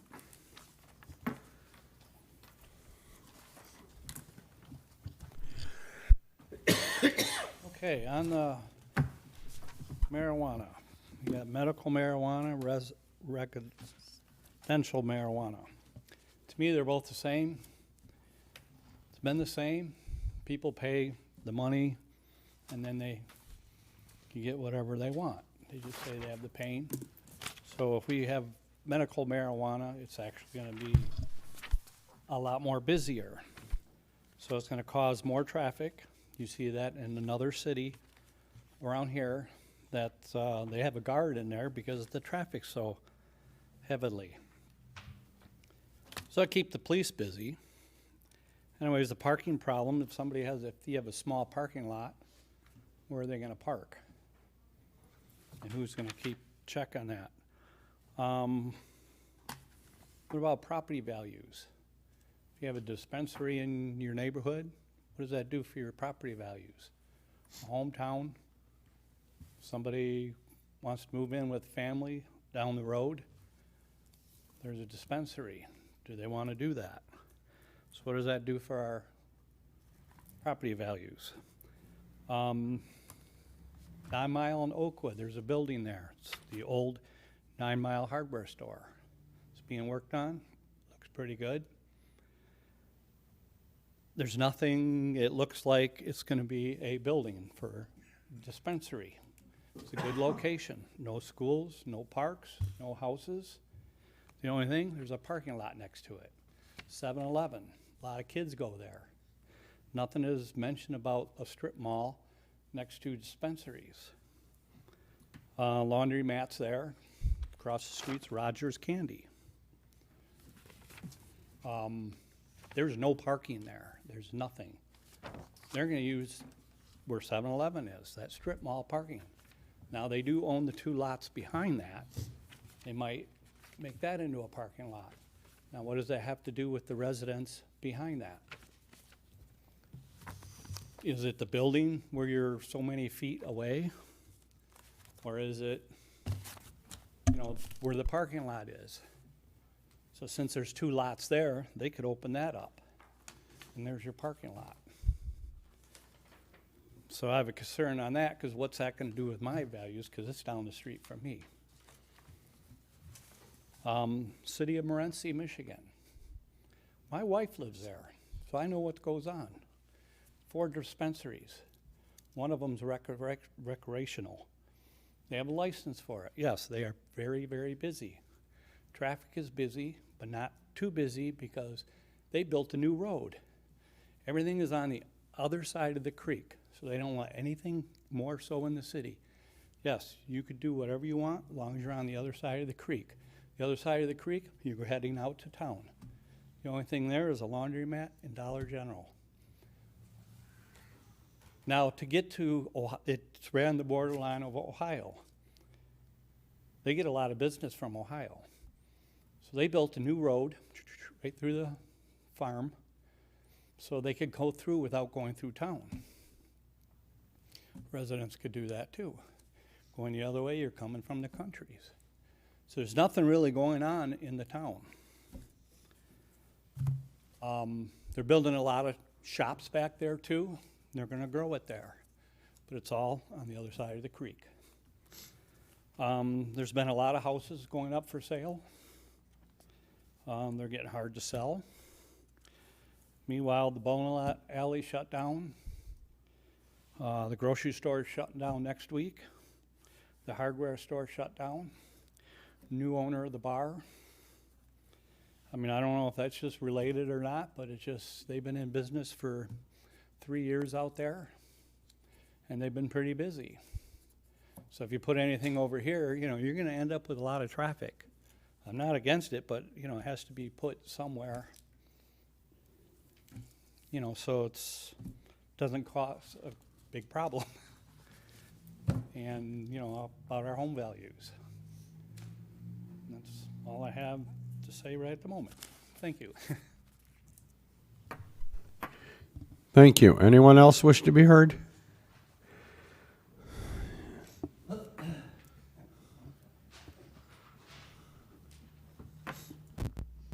Thank you. Can you hear me? Okay. My name is Sam Pernick. I'm from Royal Oaks. I'm not a Eastpointe resident, but appreciate your time. And just for a little bit of background on myself, I worked on the campaign to pass Proposal 1 in 2017 and 2018. I've written municipal ordinances for the MMFLA and for medical and for recreational. And I could say I don't envy your position because this is a lot of work. And as an advocate for medical marijuana and also for adult use, I do really think that this is important. Despite what some critics will say, a lot of folks really depend on their medical marijuana. I have a friend who has MS. She really needs it. She can't drive to Detroit. She can't drive, right? So having something convenient really is important. And so I just want to thank you for taking the time and for going through this in a diligent way. I did want to offer a little bit of feedback. I thought that a lot of the points that different members of the commission made were very, very good. And forgive me, I don't know everyone's names. I thought you, sir, made a really good point regarding having barriers.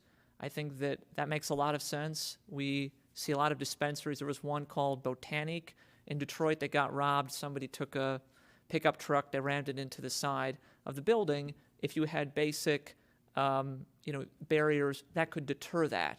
and it's not necessarily an expensive investment, I think that that makes a lot of sense.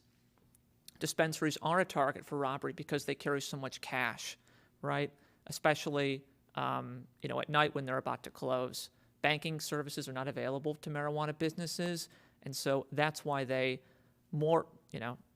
people talked about, well, why not for liquor stores or why not for other types of businesses?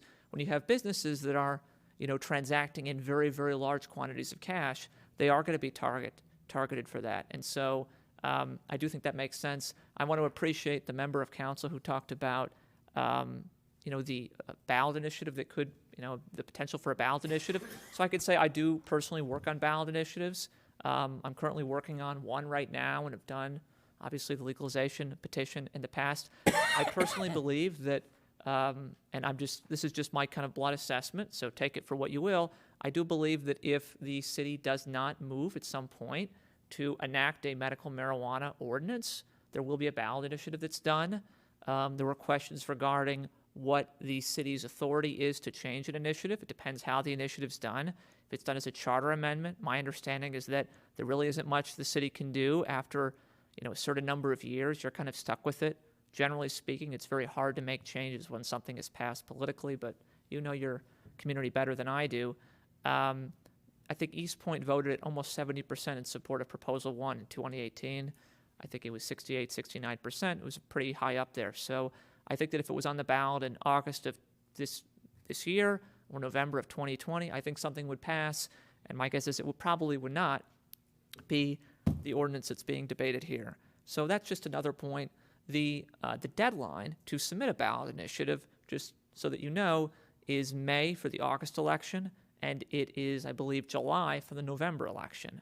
So I think that there probably is a good chance that if something doesn't happen, somebody could put it on the ballot for 10 dispensaries or 15 or something like that.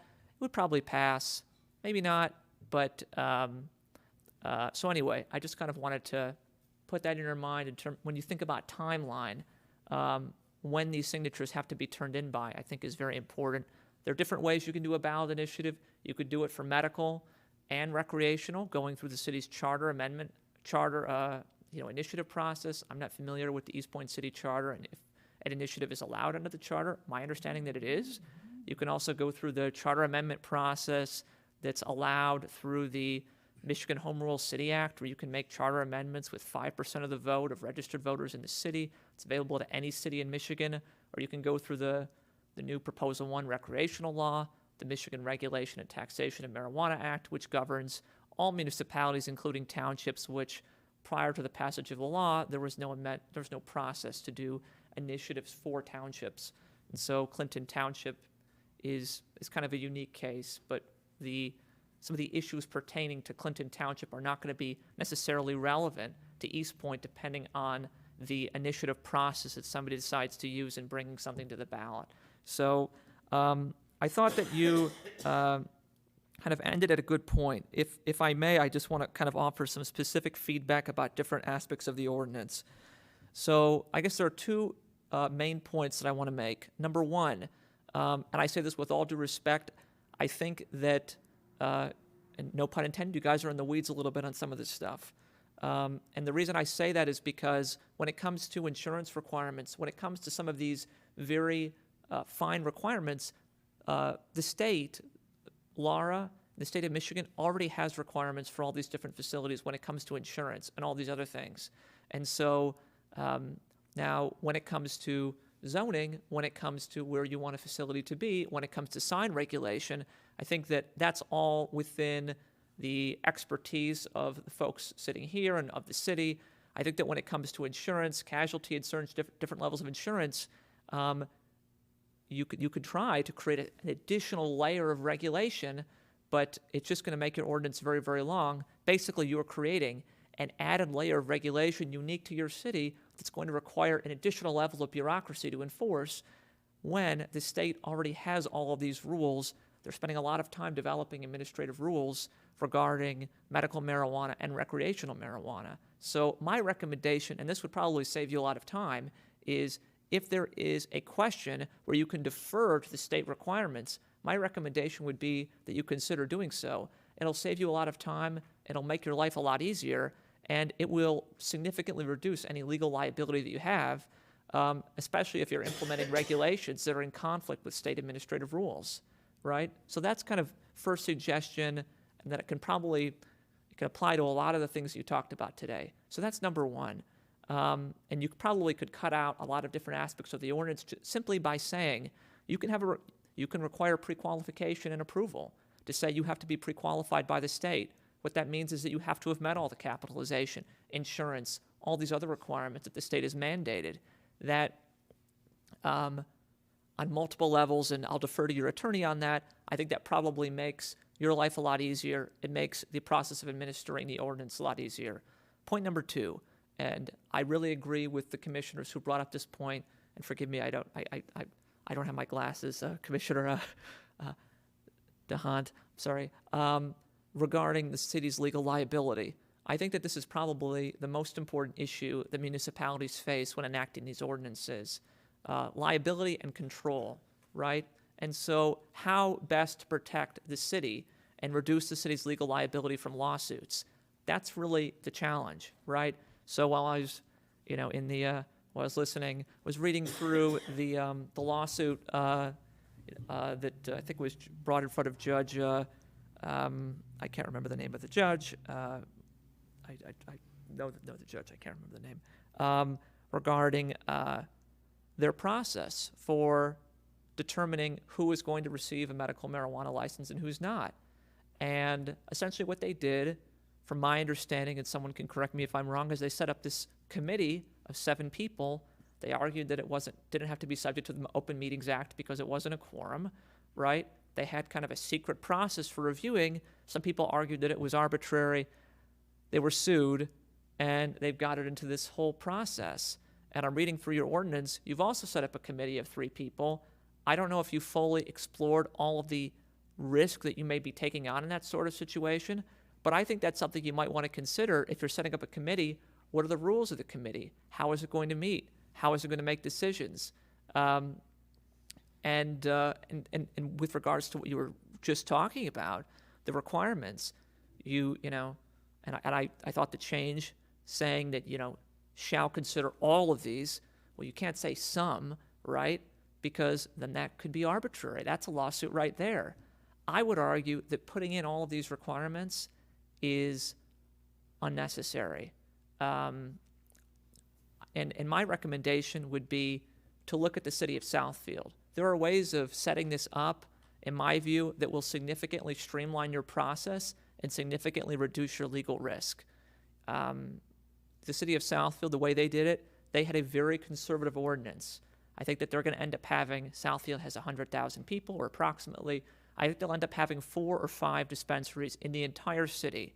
And I think they were very wise in how they put that together. Essentially what they said is, we're going to regulate this by zoning. We're going to have very conservative zoning. We're going to say exactly where they can be and where they can't be.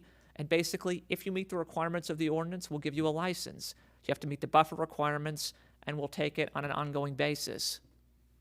If you meet the requirements, you meet the requirements, right? There's no room for somebody to say that the city is acting in an arbitrary way because so-and-so knows so-and-so, and so-and-so's friend is on the commission, and somebody got a license based on whether they had good, moral character. Somebody sues regarding that. Well, what did you use to make that decision? We'd like to see the records of it. So to me, I think that there's just a way that you could dramatically streamline that process. Southfield is a great example. There are other municipalities that I think have done a good job basically regulating it by zoning. I think that having a cap, a lot of lawsuits regarding this. I don't know if maybe a lot of you are following all the different, legal, processes regarding marijuana. Lansing had a cap of 25 facilities. They have been struggling to license these facilities for years. They passed their ordinance in 2017. I think that my recommendation would be take another look at how you can streamline the legal side of this and really dig into it and say, how can we make this as simple as possible, make this process as simple as possible, because the last thing you want is, well, it says in the ordinance it's a 90-day period to consider an application, right? But, you can't consider anybody and you can't give out a license because, you're stuck in court and it's 2 years later and nothing's been resolved because the process was not set up in a really streamlined way in the first place. And maybe you're not going to end up with as much control over who actually ends up being where, but if you set general criteria, I think that probably, you know, it's going to be a lot less of a pain in the butt, in my opinion. So again, I would recommend looking at the city of Southfield, and I'm sure their attorney, I'm sure they could probably offer some, and many other cities, you know, just so something else to consider. And I'll shut up really quick. I'm sorry. So I don't know if at some point you're planning to opt in for adult use. Adult use, so maybe not. Maybe this board is not considering doing that, but maybe it will happen a couple of years down the road. I don't know. Adult use requires a competitive process for selecting who is going to get a license if the license is capped. And so if that competitive process is based on a process that some could judge to be uncompetitive, i.e. whether or not you have a medical marijuana license currently in the city of Eastpointe, right? And there are questions about the integrity of that process that could cause another layer of problems down the road. So that's just something else to consider. I think it really could be streamlined. If you set some basic requirements, you have to be pre-qualified. You have to check these boxes. And, you know, Southfield says you can have the city staff review to see if you're in compliance with all of these. If so, you get a license. If not, sorry, right? And it's just very straightforward. There isn't any subjectivity to it, right? Either you fit the zoning requirements, either you're pre-qualified by the state has approved you, right? Or you're not, and then that's it. And then, you know, you're able to get the licenses. And so anyway, that's just something else to consider on the policy side. And if you want me to, I apologize. I hope that you'll reconsider allowing cultivation facilities. Maybe I'm way too late on this, and it's like, okay, so it sounds like I am. So maybe I won't waste my breath. I'll just say very quickly, in terms of your potential to bring in revenue, right? One warehouse, just one, could have 3 or 4 stacked cultivation licenses that are each bringing in $5,000 a year in annual revenue. So if you allow 10 or 20, it may not actually be that many buildings that you're talking about. It could be limited to 4 or 5 warehouses, maybe warehouses that are currently vacant right now. And you can end up with, you know, $50,000 to $100,000 in annual licensing fee revenue, which is going to be a lot more than what you're going to be looking at from what you currently have right now. My guess is that you'll have 3 dispensaries and, you know, maybe a lab, maybe a secure transporter. That's $25,000 a year. So you can tap into a lot more revenue for the city by, you know, through cultivation. But maybe you're way past that. So in any event, so I want to, you know, and again, sorry, I'll thank you for your time, and I'm happy to, free of charge, provide any suggestions or anything like that. If you have any questions, I'd be happy to help. I consider myself somewhat knowledgeable with regard to marijuana law because I helped pass the recreational law. So anyway, thank you. Maybe we should ask him to come back next week. Or I mean, next month. You can be here next week. Thank you very much for coming up. Sure. You've been a wealth of knowledge. Well, I've done quite a few. I've done I've done quite a few of these ordinances. So if it's helpful, I don't know if it would be welcome. If not, that's fine. I'd be happy just to send some direct recommendations regarding, you know, if you want to consider them, that's fine. I won't be offended at all. I know you have your process. It just pains me to see you guys going into the weeds on some of this stuff when you simply said we're going to defer to state requirements. That would probably make your lives a lot easier.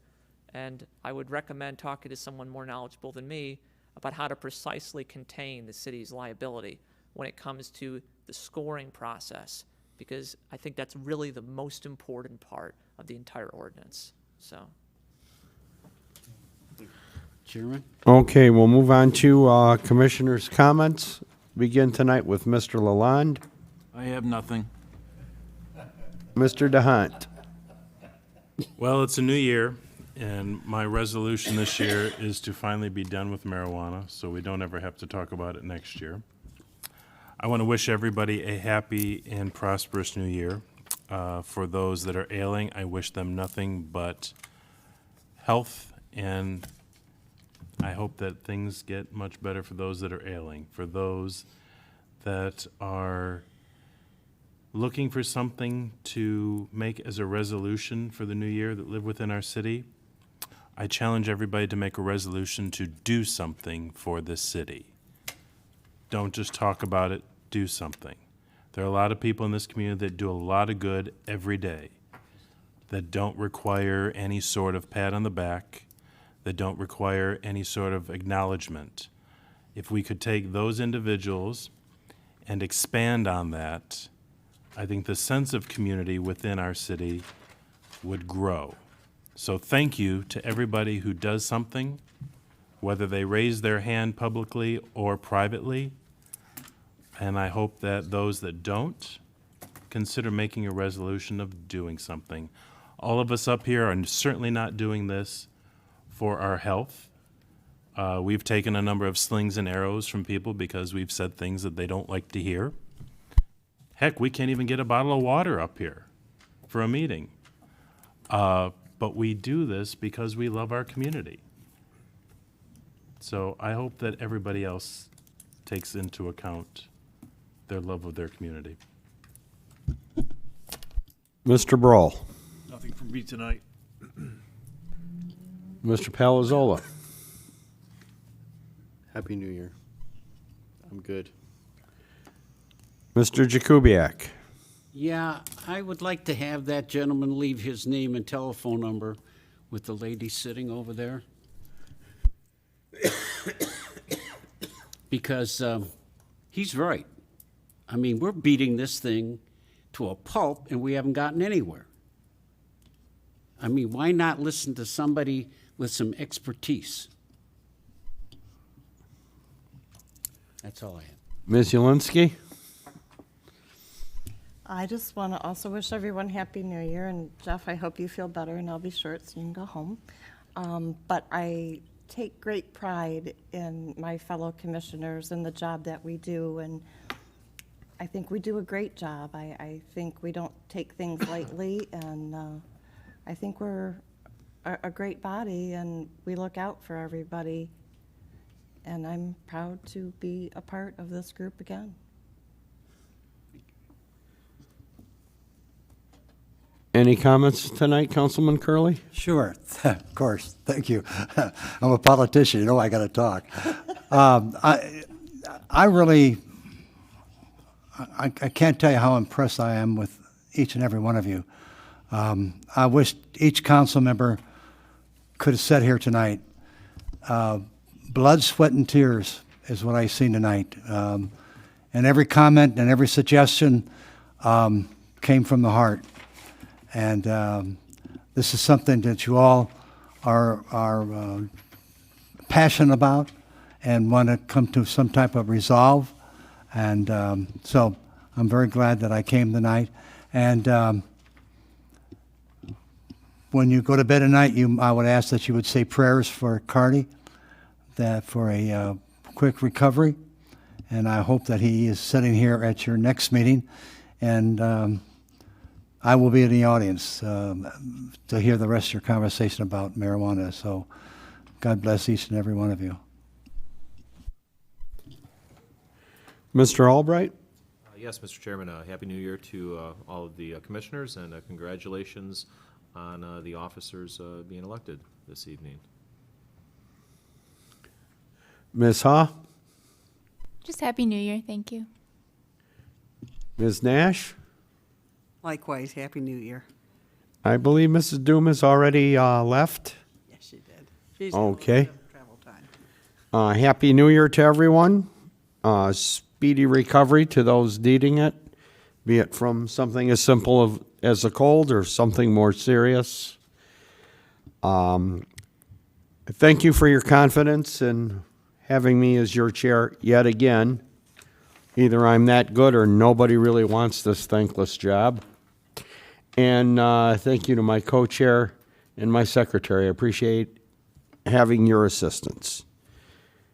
And with that, we'll move on to the next item, training. There is none scheduled tonight, so I will entertain a motion to adjourn. Mr. Chair, I'd like to make a motion that we adjourn the meeting. Or, yeah. All right, Secretary, call the roll. Mr. DeHunt? Yes. Mr. Jakubiec? Yes. Mr. Lalonde? Mr. Broll? Ms. Julinski, yes. Mr. Palazzolo? Yes. Mr. Lubeck? Yes. Chairman Lubeck?